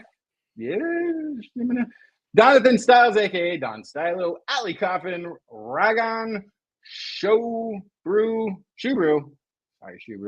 Sarah Forfar, Don Mundus, PIG, the notorious, Stefan Albaron, Daryl Mazurak, pronounced Myshak. Oh, it says the pronunciation in here. Daryl Myshak, Stu Pollock, Andrew Swanson, Fred S104, Sky Luke, Paul Ronovich, Kevin Reardon, Noodles, Jack, Brian Carrington, David E. Youngblood, Sean, Clarence Lamb, John McKee, Greg Riley, Mark Hassenflow, Steve Leishman, aka Zima. This is actually, Kiki makes this look really easy. She does it in the Micro Machines voice. Ken Hayes, Howard Tan, Christopher Rappin, Richard, Brendan Minish, Johnny Gridley, Remy Day, G. Burton Lattimore, Flying Out, Christopher Dreyer, Adium, Greg Briggs, John Atwood, Rudy Garcia, Dave Wilkinson, Rodney Lewis, Paul, Rick Ramos, Philip Shane, Kurt Larson, Craig Landon, Sue Doster, Jason Olds. There's more. David Neighbor, Eric Knapp, E.O., Adam Mission, Mishkan, David Parachan, Aaron Luthen, Steve DeBell, Bob Calder, Marjorie, Paul, D, Disney, David, similarly, Patrick Pecoraro, and as always, the amazing Tony Steele. Wow, that's quite a list. Oh my goodness. I think I took up. Can I jump in and can I thank those people too? I mean, people forget that people who do this kind of content production on a weekly basis, year after year after year after year, we really do depend on you, and we're only able to do it because of you. So that was an amazing list. I am humbled to be in the presence of such a list. Thank you all so much for supporting This Week in Science. Thank you for that. Thank you.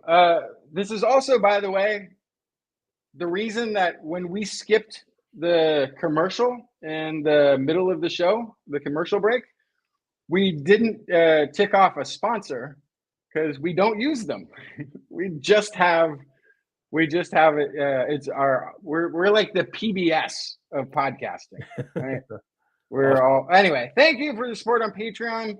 If you are interested in supporting us, you can find information at patreon.com/thisweekinscience. On next week's show, we will be back Wednesday, 8 p.m. Pacific time, broadcasting live from our YouTube and Facebook channels. And again, for the show that I'm part of, which is on at Thursday, 5 a.m. Central European time. So look out for either of those shows. What's Central European time? That's Central European time. That's where Denmark is. Okay, I'll buy that. Thursday, 5 a.m. Central European time. Oh, you know what? It might actually be 8 p.m. Pacific time Wednesdays. It might actually be. Is there just one show? I'll have to look into it. That's when I came on, 8 p.m. Pacific. Oh, you did? You're not 5 a.m. Central European time on this? Maybe I am, for all I know. Well, wait a sec. So maybe there is only one show. I've been convinced that we've been doing 2 shows a week because the girls are doing it on Wednesday and I'm doing the show again on Thursday. But now I get it. Wait, does that mean the planet's round? Wait a second. That can't be right. I looked out the window. It doesn't look round. Anyway, you can you're on Q72D right now. Yeah. Broadcasting live from our Facebook channels and from twist.org/live. Want to listen to us as a podcast? Just search for This Week in Science wherever podcasts are found. And if you enjoyed the show, get your friends to subscribe too. For more information on anything you've heard here today, Show notes and links to stories will be available on our website, www.twis.org, where you can sign up for a newsletter, maybe. We do so many shows for a newsletter. This is the problem. We got to get rid of the newsletter. We do too many episodes. There's no downtime between shows where you could do a newsletter between we just bring it up on the next show. Hey, man, I do a newsletter. Do you? I do. In fact, That's you can contact us directly if you don't want the newsletter. In fact, and when I say us, I mean them. You can contact Justin and Kiki. Kirsten at This Week in Science. Does she say Kirsten or Kirsten? She's Kirsten. Kirsten? I call her Kiki, so I could be wrong. Yeah, I've always gone with Kiki too. Yeah. At twisminion@gmail.com or Blair at blairbaz@twis.org. Just put TWIS in the subject line so your email doesn't get spam filtered into oblivion or simply deleted. You can also try to hit us up on the social platform formerly known as Twitter, where we are at TWIS Science, at Dr. Kiki, at Jackson Fly, and at Blair's Menagerie. I probably won't see it some point. I'm gonna be like, oh, come on, just try it again. But I haven't been on for a while. If there's a topic though you would like us to cover or address, a suggestion for an interview, a haiku that comes to you tonight, please let us know. And we'll be back here next week, or they will. And because I'm probably fired after doing a bad job this week, but they hope they'll join us/them again for more great science news. And if you've learned anything from the show, remember, it's all in your head. This Week in Science. This Week in Science. This Week in Science. This Week in Science, it's the end of the world. So I'm setting up shop, got my banner unfurled. It says the scientist is in, I'm gonna sell my advice. Show them how to stop the robots with a simple device. I'll reverse global warming with a wave of my hand. And all it'll cost you is a couple of grand. 'Cause this week's science is coming your way. So everybody listen to what I say. I use the scientific method for all that it's worth. And I'll broadcast my opinion all over the earth. 'Cause it's This Week in Science. This Week in Science. This Week in Science. Science. Science. This Week in Science. This Week in Science. This Week in Science. Science. Science. Science. I've got one disclaimer and it shouldn't be new. How long do we have to dance, or does this just go forever? It goes forever. It's on a loop. So, are we still on, or does someone click stop? Or we are still live. Okay. We are still live. So don't say anything as you don't want to record it for all humanity to do here forever. Hey, thank you, Ryan. That was a wonderful conversation. I feel like I talked way too much and didn't get enough out of you, but you totally did, but that's fine. Yeah, I was warned to expect that. This is what happens. So the show used to be in the evenings for me. Like I was in the West Coast, the 8 p.m. Pacific time, and I always thought it was 5 p.m. Central European time. I would hit the show, after maybe a day of work, even very relaxed, having a beverage along with the show. Now the show starts at 5 a.m. For me, and so I've got like 3 cups of coffee in me just to wake up from the day before hitting the show, and so I can't stop talking. It's the worst. But people are still tuning in. Well, for me, my show is only like 12 to 15 minutes, so that makes it really, really easy. Oh, really? Now, how often are you doing that 12 to 15 minutes? Well, it's a weekly show, but it takes a full week of research and writing because it's fairly content dense and it's all original material. So it is a hell of a lot of work. The show is short, but it's only because that's about as much as you can do for original content in a week's of research. Yeah, it is tough. So I only started doing writing up science news stuff recently, where I've got an editor. They send me a paper basically, and then I've got to convert that into a story in a very timely way. It's actually like, it's one thing to come onto the show and have launching points from research that you've read. It's another thing to actually have to recraft everything into a paper, and it takes longer than it takes me to do the show to do a single article, which is always, I don't know. Absolutely, for sure, yeah.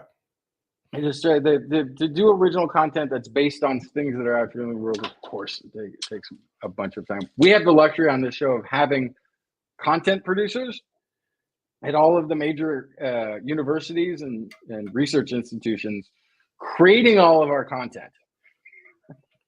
Oh, you do? How do I get on that train? That we then just get to talk about and discuss on the show. But we have actually pretty much all of the world's scientists working for us 24/7, producing content for the show that we can just sort of walk in at the last moment and take it from here. We'll just take it from here. If you can share that secret with me, I'd be most grateful. Well, it's actually pretty easy. You just go to you just get on these lists where they actually, the only place I don't take, honestly, stories from is the media lists. They have all these media lists where they want you to talk to a researcher that's done something. I've never taken anything off of any of those to talk to. Yeah. Because they usually are a part of a book promotion or a product promotion. As opposed to just a really interesting research thing. But I don't have. I don't have a way to log us off. So if anytime you want to escape, I think you've got the escape button. I don't need to. I can leave. I can leave here, but I thought you said you had some stuff you wanted to talk about offline after we're done with being live here, because we're still live and we're still live, but there's a way to go unlive. This is unlive and still talk for a minute. That's where we just both hit stop cam, and that way only our voices are live, and it continues going out on. Is this show? I don't think the show can end. I don't have a stop button. I don't know how to end this. Well, if one of us has to call Kiki in her hotel, then that's not going to be me, because she'd be angry. Oh, she's well asleep right now. Okay, well, I can do the countdown again. Yeah, that won't help anything. Now people are mocking us. I wish I had known that this was there. We could have done the background in the. Anyway, there's a Christmas tree. I'm fiddling around with stuff. Okay, well, here's the other thing we could do. We could both just leave studio. Oh, because Kiki did start. We could do that. We can't stop it. Or if whatever you want to talk about, if it might be of general public interest, we could continue it here, and that would be like a secret Easter egg on the internet for people to find. No, I wanted to ask you. Oh gosh, where did I go? I'm coming back. No, I wanted to ask you if because you mentioned Bob, because that was from Davis. I wanted to know if you just know Bob, or if you just all the. No, I was referencing the old joke. Oh, you're from Canada. You must know Steve. Oh, that's hilarious. And Bob was the most Denmarkian name I could think of. Oh, I thought it was in reference to Davis. No, there's no Davis reference. Because there's what's wild is there's a reporter there who's I know quite well, named Bob Dunning. So when you threw out Bob, I was like, wait a second, wait, like I'm like, it's the same last name, sure, but like I didn't know you guys knew him or were related, maybe or something. Like, anyway, I do have a cousin named Brian Dunning, same as me, who is, I don't believe he's there anymore, but he used to be in Davis, I think. But then that was just a lucky guess for that. It was which is amazing that you actually spot did on. know a Bob. Yes. No, I know a lucky Bob guess. Dunning. One in a million Bob shot. Dunning very, very well, and so that's why it was. Okay, all right, now it all makes sense. That was just chance. I think have we reached the point where we just both hit leave studio? I think so. Hey, thank you so much again for doing this on really short notice. I know the whole team appreciates it, and I know the audience. I saw in the comments that there was somebody who listens to both podcasts who was really enjoying seeing the crossover show. Oh, fun! That's very cool. Looks like so what happened since Kiki started the stream, and both you and I came in as guests. Yes, I suppose. If we both hang up, will the live stream switch to just like video of her asleep in her hotel room? Ooh, that's worth trying. Well, now I'm afraid to turn it off. Because what if that is what happened? How about the chat room? Does the chat room have anything they want to talk about? We could take questions. I can keep going about the process of making this movie. Sure.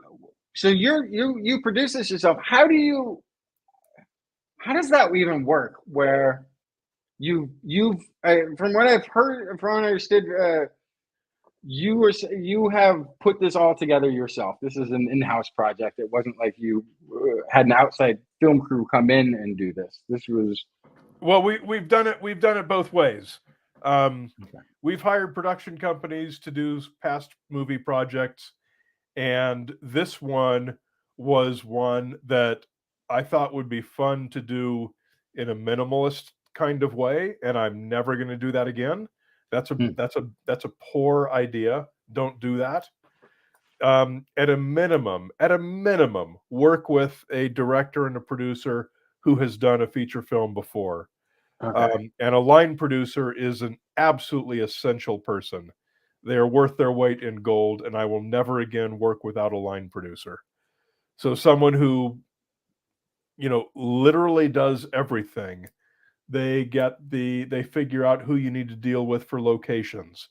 They make sure you have the right insurance policies for each location. They get the permits. They send everyone who's involved a call sheet every morning at 5. So they've got it in their email. You need to be here and do this and this and this, and here's all your instructions for everything. All of that there's so much more than you can ever imagine that needs to go into that. So yeah, an experienced producer is key. You must have at a minimum, an experienced sound guy and an experienced camera person at every location. And I tried to do with less than I should have with that. And I regretted it every time. And by the end, I was hiring people wherever I needed to. So because you're doing a documentary style film, you're interviewing people. You're interviewing somebody in an airplane at some point, I believe. Mm-hmm. So that the audio there, you have to get it right the first time. Because I imagine in a funny fictional story. movie, so you have to have people. You can mess up the audio, and then in post somebody's saying the words the lines that they said before over, and you can try to match it up, I guess. But now I've shot in an airplane before, and I knew some of the problems that you face. And when you're in an airplane, this was a small plane, a little propeller plane. This was a Skyhawk, and you've got everyone's wearing headsets, and you got a boom mic, right? And it's got to be like the mic's right up on your lips. So what you do to record audio is you patch into that system. So that system is always glitchy in my experience. When you record directly off of the intercom system, there is no external auxiliary output. So what you have to do is you have to put a Y patch in. You have to plug into someone's 1/4-inch jack with a Y, and you plug their headphone into that. You plug your audio recorder into that, and it might work and it might not. Now, I'd done this enough times before to know that there's always problems. So here's what we did. When you're taking off in a small plane, the first thing you do is you go to the run-up area, which is a place where you park the plane with the engine running. You run the engine up, to full speed. You make sure the oil pressure is okay and you're not going to die if you take off. And you do that several times.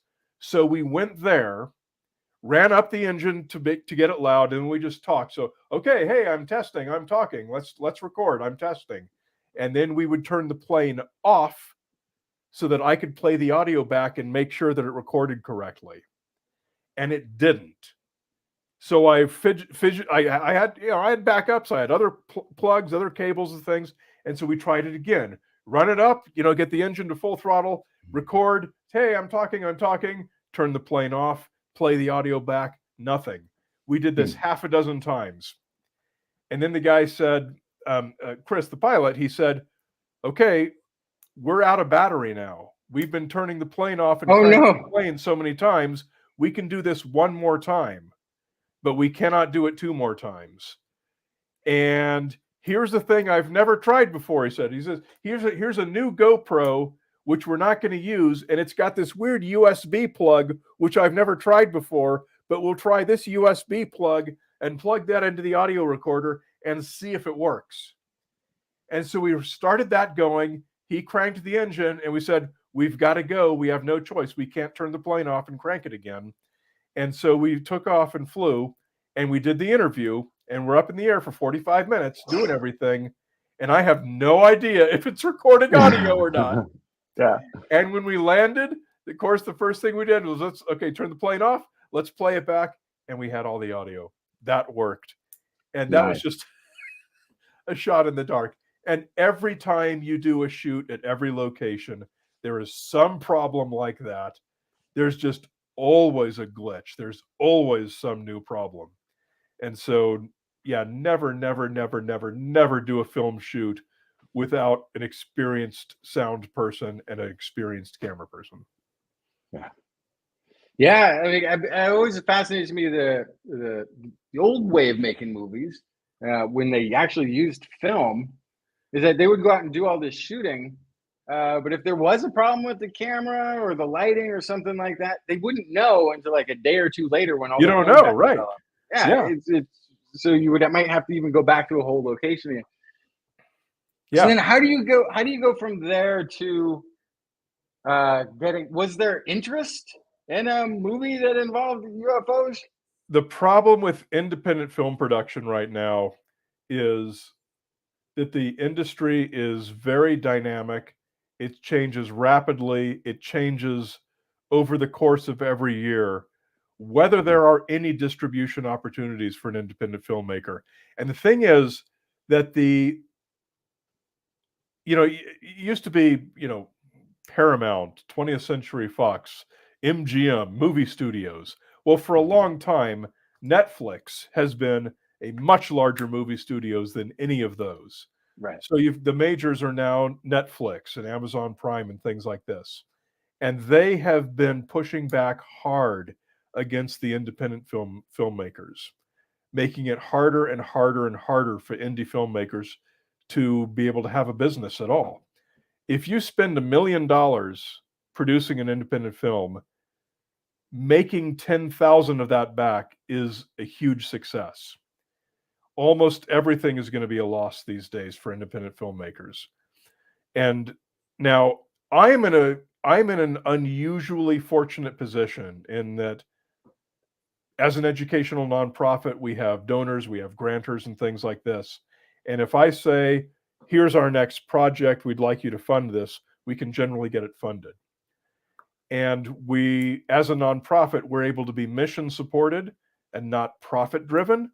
So we don't have to make money back on the movie. As long as we had the money up front to make the movie, that's what our grantors and supporters wanted to make happen, and they did. And so that's great. This movie is not going to make anyone any money. Don't get it. Don't think I'm making $1 million off of this movie. If 5 figures in income ever comes back, that'll be a huge success. That's just not the reality anymore. As far as what other independent filmmakers are doing, and I'm part of a lot of these, groups on Facebook and and Reddit and things like this, I don't know how most of them are getting by. I really don't. It is very, very, very difficult right now as an independent filmmaker. And you just heard me say, you have to have a sound guy, you have to have a camera person, you have to have a producer. And people know what they're doing. You can't just go out there with your iPhone and think hey, it's so easy now. I can edit myself on my computer and I can have a ring light and here's my iPhone. That's not the reality. I give up on the dream then. That was my plan. Yeah, it is very tough right now. Very, very tough. But it's also just I would think that there would be a little bit more room for the independents now than there was before, because there's so many opportunities and places to put content. Well, but there are, but that can make money. But they can make money now. Yeah, like nothing's apparently can make money. Even your anymore. favorite YouTube channels, they basically operate like small film crews. There are people who have cameras. There are people who are holding lights and microphones, and they are being paid. And if you've got that money in your pocket, great. Or if you're lucky to have 1 million subscribers and 1 million views in your videos, and you're maybe covering your costs, then you're lucky too. But I don't mean to paint an unnecessarily grim picture, but it is very hard right now. It really is. It is something that has always amazed me when you look at some of the other podcasts that are, or science communication or commentary shows that are on there that I feel like are kind of doing the same general format as TWIS, but then at the end they have a list of credits of people, writers, producers, camera, tech, all these. I'm like, oh wait, that's why their show looks so much shinier than our show. Yeah. That's why they've got the cool graphics. I get it. Yeah. There's a whole bunch of people involved. Yeah. And I mean, there are also people, I know a number who are friends of mine who are just very extraordinarily talented and who can make a film completely on their own and have it look as good as a studio film, just with a hell of a lot of work and talent that you and I don't have, and that 99.9% of the people don't have. They can get away with it, but that's a very, very, very rare set of skills to be able to do everything that well. It takes a lot of experience. Yeah. I worked in one of my first jobs was in the film industry. Sorry. It was working in Hollywood, but no, that was one of those things that was real eye-opening. How many people are really involved in it? I remember the sound guy got fired after like a week because the audio was just terrible, and they had to replace him with a new sound guy.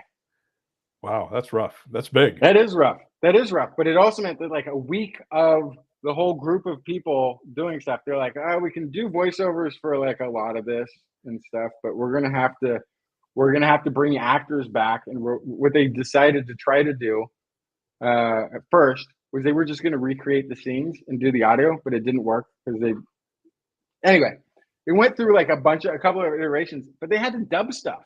That's what I was saying. You can go, if you mess up audio on a fiction piece, you can go in to a sound studio, watch the video, and say the words along with it because you have the lines written down.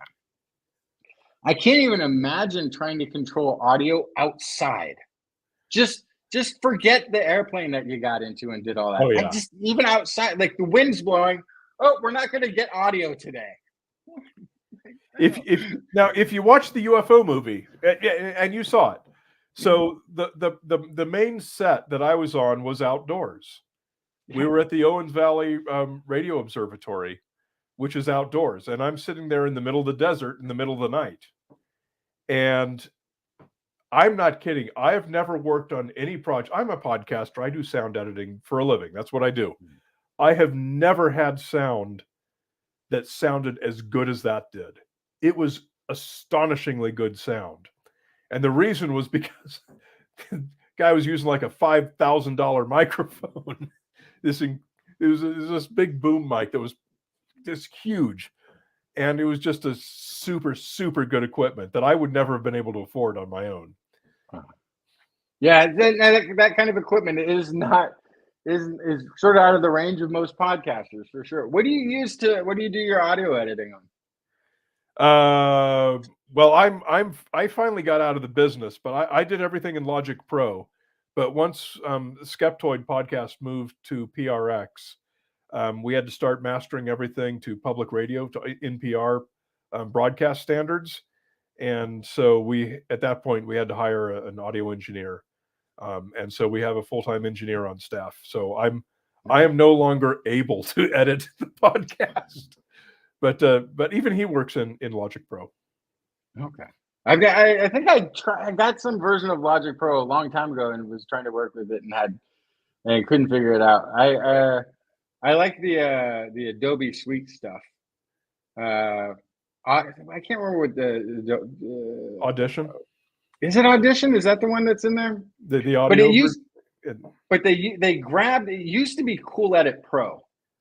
Oh. That was this ancient software. Don't know. That became a freeware shareware audio editing, or was originally an audio shareware thing that I used for free for decades, and then it got bought by Adobe, and I'm sure they've added a new feature or two, but now you have to pay like $100 a month or something to get access to it. And I've still got on one of my old PCs, I've still got this old Cool Edit Pro software that was free shareware that does everything that Adobe does. Yeah, well, this is another advantage to being a nonprofit, is that we get a very inexpensive license to the full Adobe Creative Suite for the whole company, and Nice. also for the Apple Pro apps. There's a lot of advantages to being a nonprofit. There's some disadvantages too, like we all make no money and we'll be poor for the rest of our lives. But it's fulfilling. We do what we love, and because we believe it's important, and it's a way of life that we enjoy. So there's things that we didn't talk about. We didn't talk about the Mexican mummies or Oh my God, statues. what did we waste all of our time on if we didn't talk about too the much. basics? You got to interrupt me. This is what the girls do on the show. They cut me off, and Kiki does this. Really? Yeah, she does No that. way. Yeah. So I'll keep going. Wow. That's like total mansplaining at you. She does. She'll have to sometimes interrupt me. Otherwise, nobody else will get to speak. I remind you that we're still live and that she's watching this right now. Yeah. She's not watching this. She's not going to go back and watch the after show. No. She's not going to see any of this part. She's sawing logs in her hotel room. What did you think about the first thing I thought was that this is an old story. Talk about, like, you were talking about 2015. how Grush was bringing back the Italian UFOs. This is the Atacama Desert, fetal mummy story being brought back. It's not that one, but yeah, this same guy has been displaying these same. It's not ridiculous because it's actually very horrific. He was the first time I know that he did this was in 2015. He had an illegal grave robber literally stealing mummified corpses of Peruvian children. And there's nothing funny about that. I mean, you cannot make jokes about that. Yeah. And they were mutilating the corpses. They were clipping off the fingers. They were cutting off the skulls and replacing the skulls with llama skulls, and then coating the whole thing in some kind of white goo. And then these latest mummies, I don't believe they're the same ones as those. I haven't heard if they're still actual Peruvian children, but I mean, just at a glance, you can tell they're obviously the same gaff made by the same person. Well, the version of this story I've heard thus far is that the Peruvian government is asking for them because he had told a story that he had received them, that they were from Peru, that he received them from his won't be revealed source, and Peruvian government was like, well, if that came from us, it needs to come back, but not that they're confirming what mummies they would be or anything, or that they're even mummies. but I think they're just following like, here's like based on his history, I guess. Here's this guy doing it again. They did provide apparently some scientific evidence that was found to contain carbon-14s, Earth-like carbons, and I think it was deciphered as having come from two different mummies, but I don't know. Well, I think it was 2017 where the same guy, I'm not sure about the year now, the same guy went into some museum. I don't recall off the top of my head sitting here right now what museum it was, but he took like iPhone pictures of an actual mummy just on display in the museum, and then he presented it to the press as, hey, I went to Area 51 or at Roswell, and these are the alien bodies that the government's hiding in Roswell. Before, of course, the internet did Google photo match or whatever and recognized, no, these are from a museum, and this is the kind of thing that we were talking about earlier during the show when we should have been talking about this, where the congressional members did no due diligence, because if they had simply Googled this fucker's name, can I say that? Because he deserves. They were in the after show. Yeah, it's fine.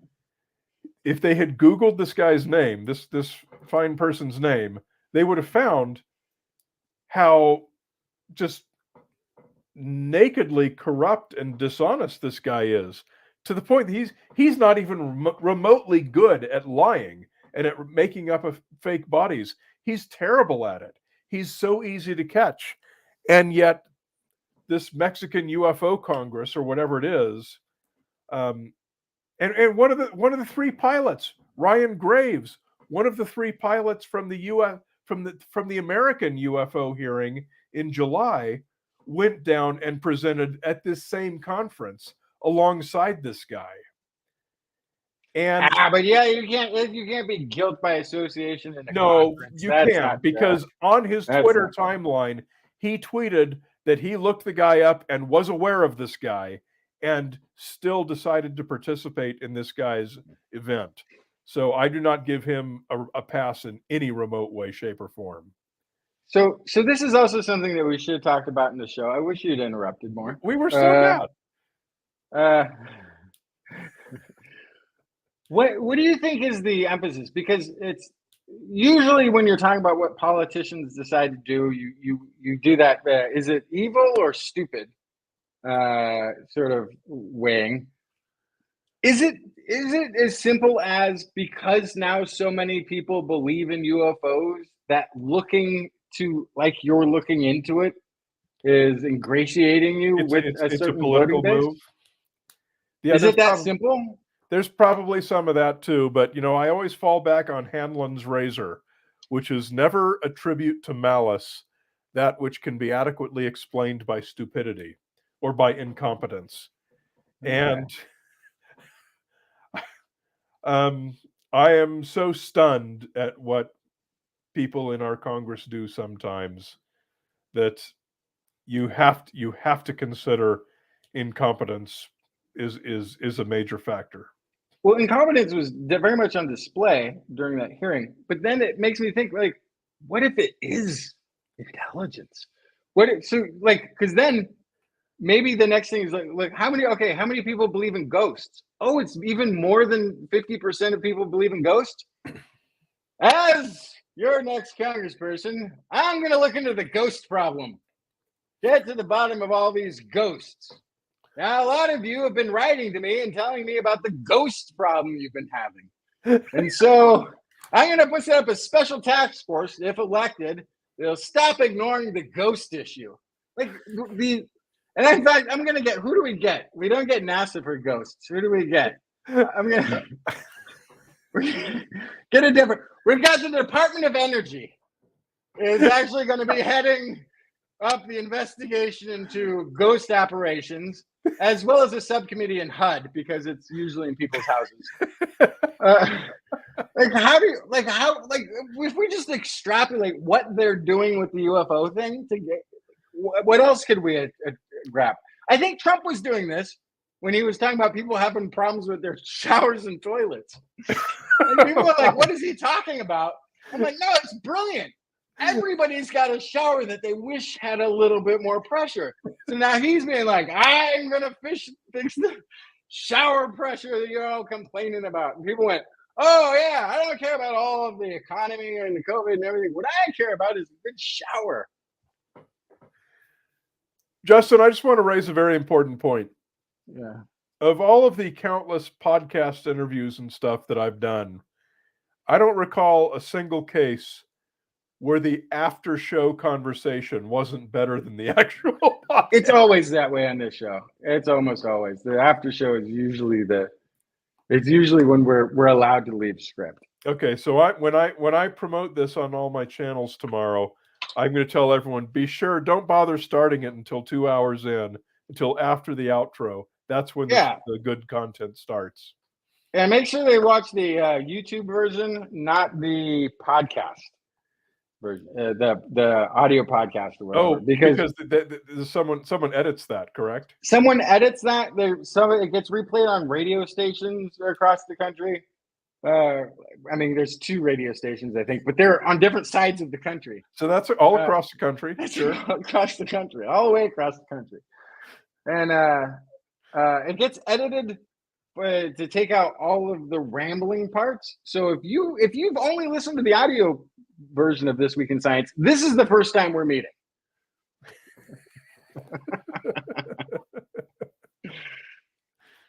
Well, that person has my sympathy. Rachel, I'm sorry. Rachel has my sympathy. Yeah. Oh wait, her name's not Rachel. Now I'm really sorry. Uh-oh. I messed up. No. So I don't even know how we got onto the subject of. Whether the politicians are doing it out of some kind of grift. The other thing that strikes me too is, I feel like there's, and I don't quite understand it, a congressional distrust from one party of federal government and of military secrecy. Because one of the things that they keep seeming to want is to declassify and military exercise operations and military surveillance capabilities and military technology capabilities, which, I mean, yeah, granted, I'm living in Denmark now, but hey, I still want the United States of America to be, militarily have the secrets it needs to keep secret. Well, you see, this promise of there being some treasure trove of alien evidence, that's why the ufologist crowd, the crowd that's always clamoring for disclosure and everything, that's their last bastion of hope, is that there is no evidence of alien visitation, so we're just going to hold out faith that there's secretly a classified treasure trove of actual evidence somewhere. There isn't. Oh, it's a sort of like a God of the Gap, but with the aliens. It's not here. Okay, yeah. Where can't we look? Yeah. Let's say it's there. Okay. Yeah, that's why when you look at these 3 Navy UFO videos, there's only image data, right? There's no radar. There's no corroborating radar data. So they have convinced themselves, and what they'll always say is, well, there is corroborating radar data that proves that it was a UFO, that it was an alien spaceship. It's just that we don't have that. It's in the secret classified treasure trove. So that's just like it's a God of the Gaps. It's explaining one unknown with another unknown. Yeah. And there's, I mean, I get that mystery itself can be the main character of a narrative, of a storytelling. There was a whole television show, I think it might have even been on the History Channel or Discovery, one of those, where there were guys digging holes on an island with the idea that there was treasure or something buried under this island. And they were in the show every week, it'd be like, we found pieces of wood Oak in Island, a hole. yeah. Yeah. And the show went on like for seasons, where they were like, "Oh, what are we gonna do? We're gonna dig another hole." That's what we do on this show. We didn't think we'd get picked up for 3 seasons I of know. digging a hole on an island, but here we go. It's another season of digging a hole on an island. I've got an interesting story about that as well. Oh, please. Because So, there's nothing interesting about this show that I could tell. I mean, Oak Island was never a mystery. Any geologist in the area would tell you that was just a natural sinkhole. They're everywhere in this part of Canada. So the producers of the show, presumably, you hope that they knew that, so that they have to be able to know that in order to plan what we're going to do. What are we going to do next week? Because we're not actually going to find any gold. We have to invent some kind of drama. So I periodically get calls from producers making some TV show. And this was one where there's a cave in Mexico that a few crackpot authors in the 1900s believed aliens had stored some sort of laser crystal computer full of secret alien knowledge in this cave. And the problem is this cave is also a protected sanctuary for a type of bird. And scientists have been in this cave for decades. They've been in every inch of this cave. There is no secret hidden alien computer made of crystals and lasers in this cave. And this TV show had partnered up with the daughter of one of these authors, these crackpot authors. And they were preparing to go shoot a season of a show where they were going to explore the cave with the daughter and find the alien computer. And they were calling me. They were talking to, I guess, probably a number of people about being the skeptic. They always want to have a skeptic and a believer, right? And the daughter was the believer, and they were trying to get me to be the skeptic on the show. And I was trying to explain to the producer, I was telling him the history, and he said, yeah, we know that. We know that there's nothing in the cave. And I said, so what are you going to point the cameras at? How are you going to make a TV show when you know that there is nothing in the cave?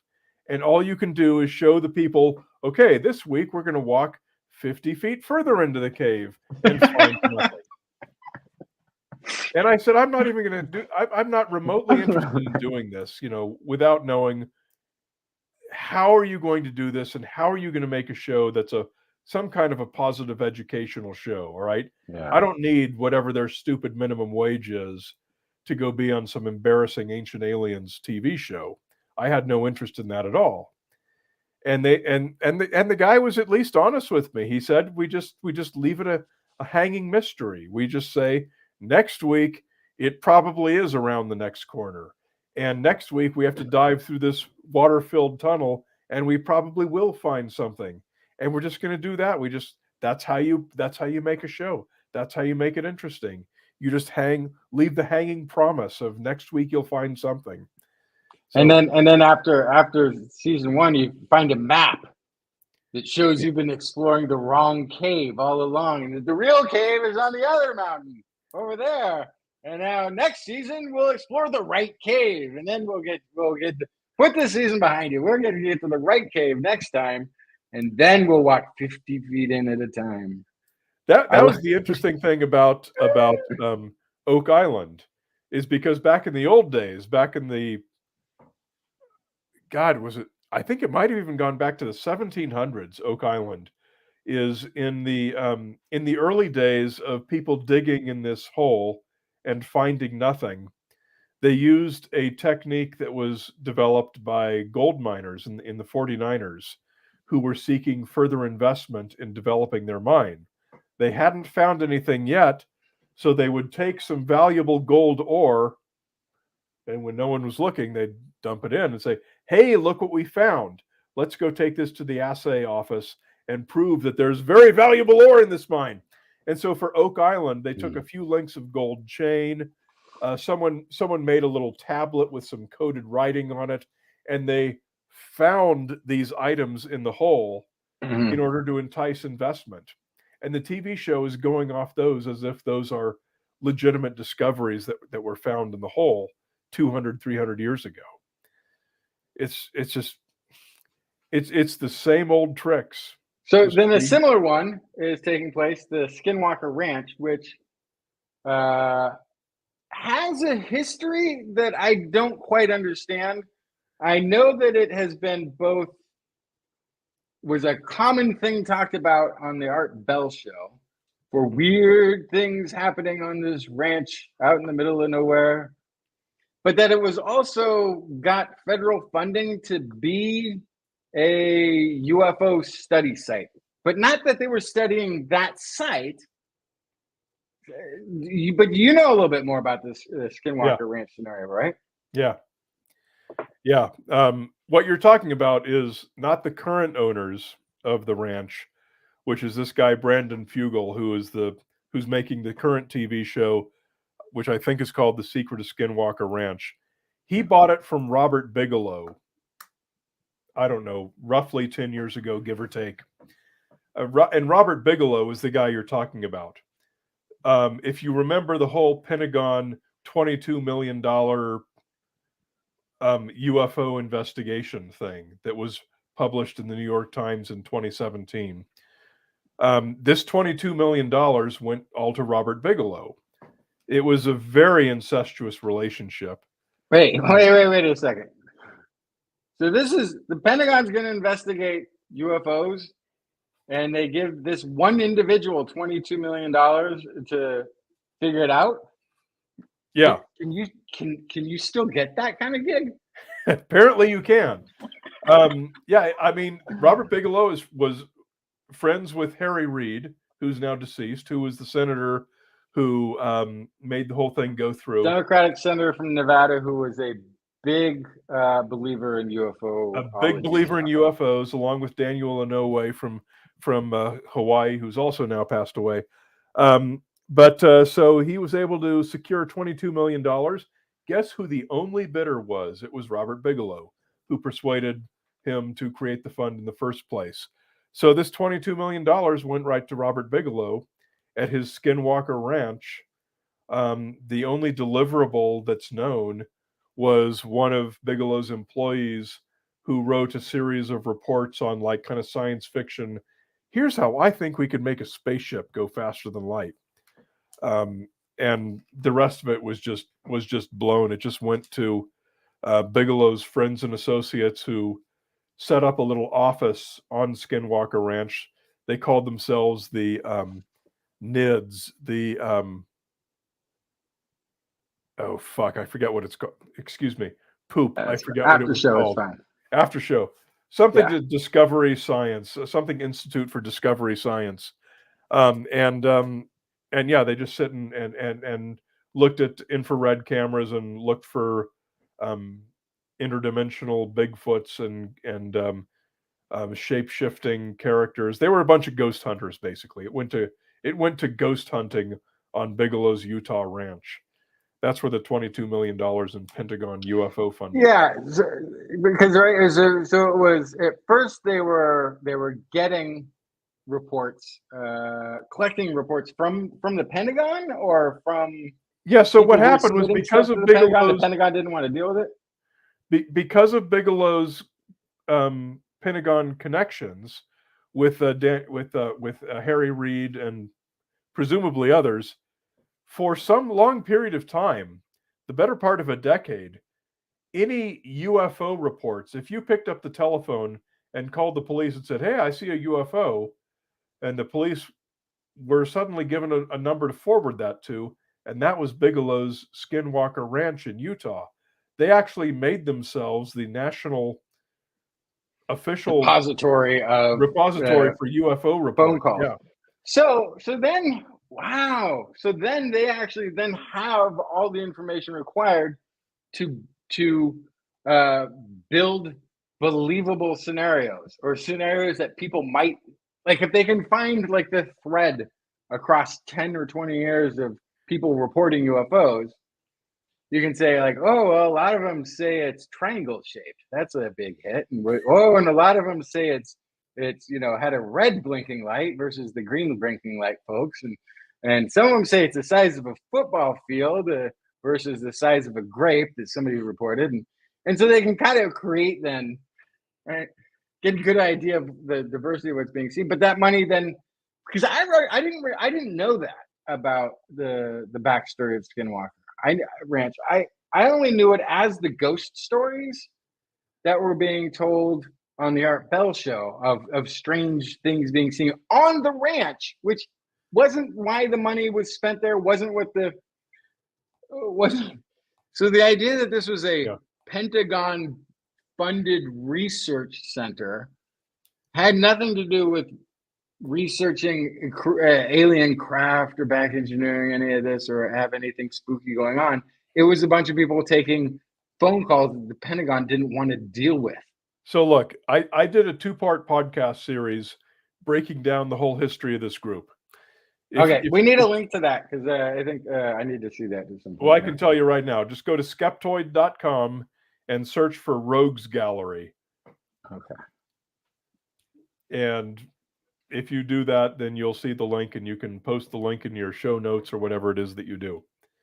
But skeptoid.com and search for Rogues Gallery. And you get the whole history of Bigelow's and through the whole 2017 New York Times article and Lou Elizondo and all the way through the current day. It's very depressing. Oh no. And who's the guy who was like involved in the Arrow thing and he's like doing all the interviews? He's like another one of the guys who's close with Grush. I think he's the Lou Elizondo. I think you're talking about. Is that Elizondo? Is that him? He was in the Arrow program or whatever it was that was collecting the UFO data supposedly for the. Yeah. So after the $22 million ran out, Bigelow continued the program himself, and he had one employee, which was this guy Lou Elizondo, who has been presented as the Pentagon's UFO guy. He ran the Pentagon's UFO program. No, he actually ran Bigelow's non-government affiliated UFO program. It is Lou Elizondo. Okay, this is the person I'm thinking of. Yeah. I've never seen anybody who, within just a few phrases, has set off my bullshit detector harder. Oh my God. Not even saying anything that is incredulous. But just his presentation before the camera, it comes across as here's a bullshitter ready to tell you his bullshit story about why it is you need a new radiator on your car. And it's like, oh, you need to. No, it's a problem. It's a problem with your carburetor is what's wrong. Actually, this is a carburetor-free car. This is the first time I saw a picture of Elizondo, I thought, that's a guy I knew in high school who had no friends, and so he just made shit up. Yeah, I feel like honestly, oh wait, gosh, I'm so terrible with names. The pilot trainer who thinks he saw the UFO, Fravor or Graves, probably. No, it's Fravor. I get the sense from him that he also lacked friends. And the reason is, like, whenever he's talking about anybody else, he's like, we are great friends.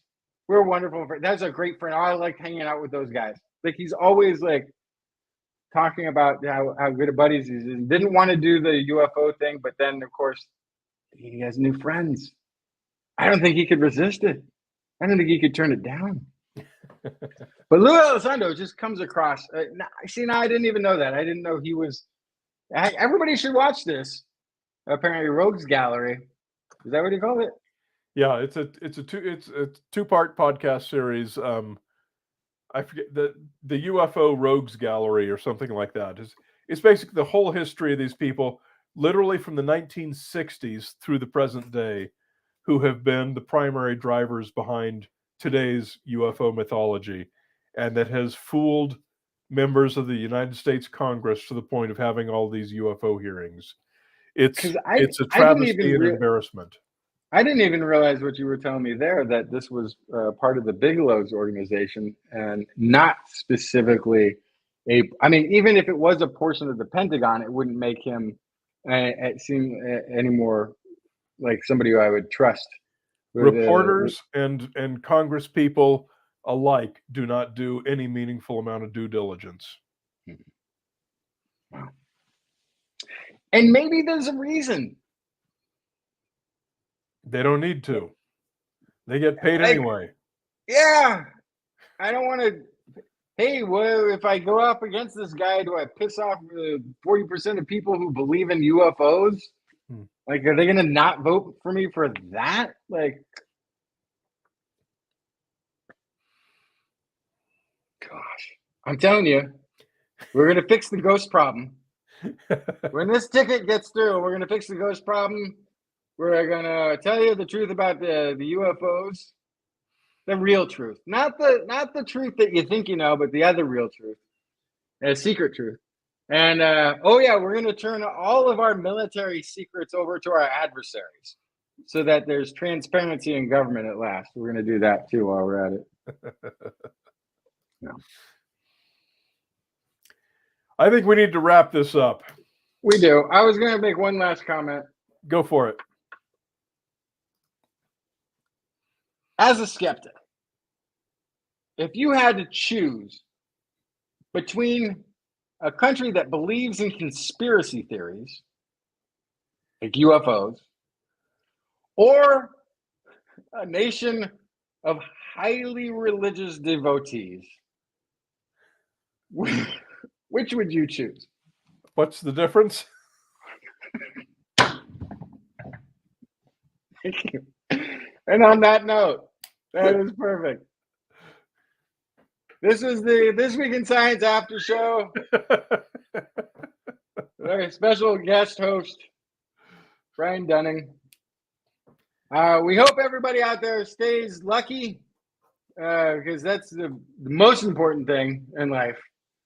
And then all the other stuff that goes with that. Shout out to Paul Disney in the comments there. All right. He's getting near bedtime. Oh, he means we need to stretch it out. He means keep going. No, he doesn't at mean bedtime that. yet. I'm quite sure. We're not at bedtime. I have no idea what time it is. I feel so sorry for you. I just realized because it's now just morning here. I know. You're ready for your eggs and bacon. I'm ready for bed. Good night, everybody. I'm just gonna hit leave studio. I am too, and I have no idea if that's going to save or delete.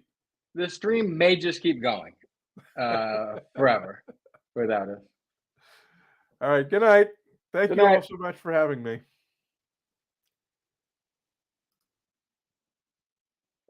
And he's gone. Finally, I can start talking about the real problem. Ants.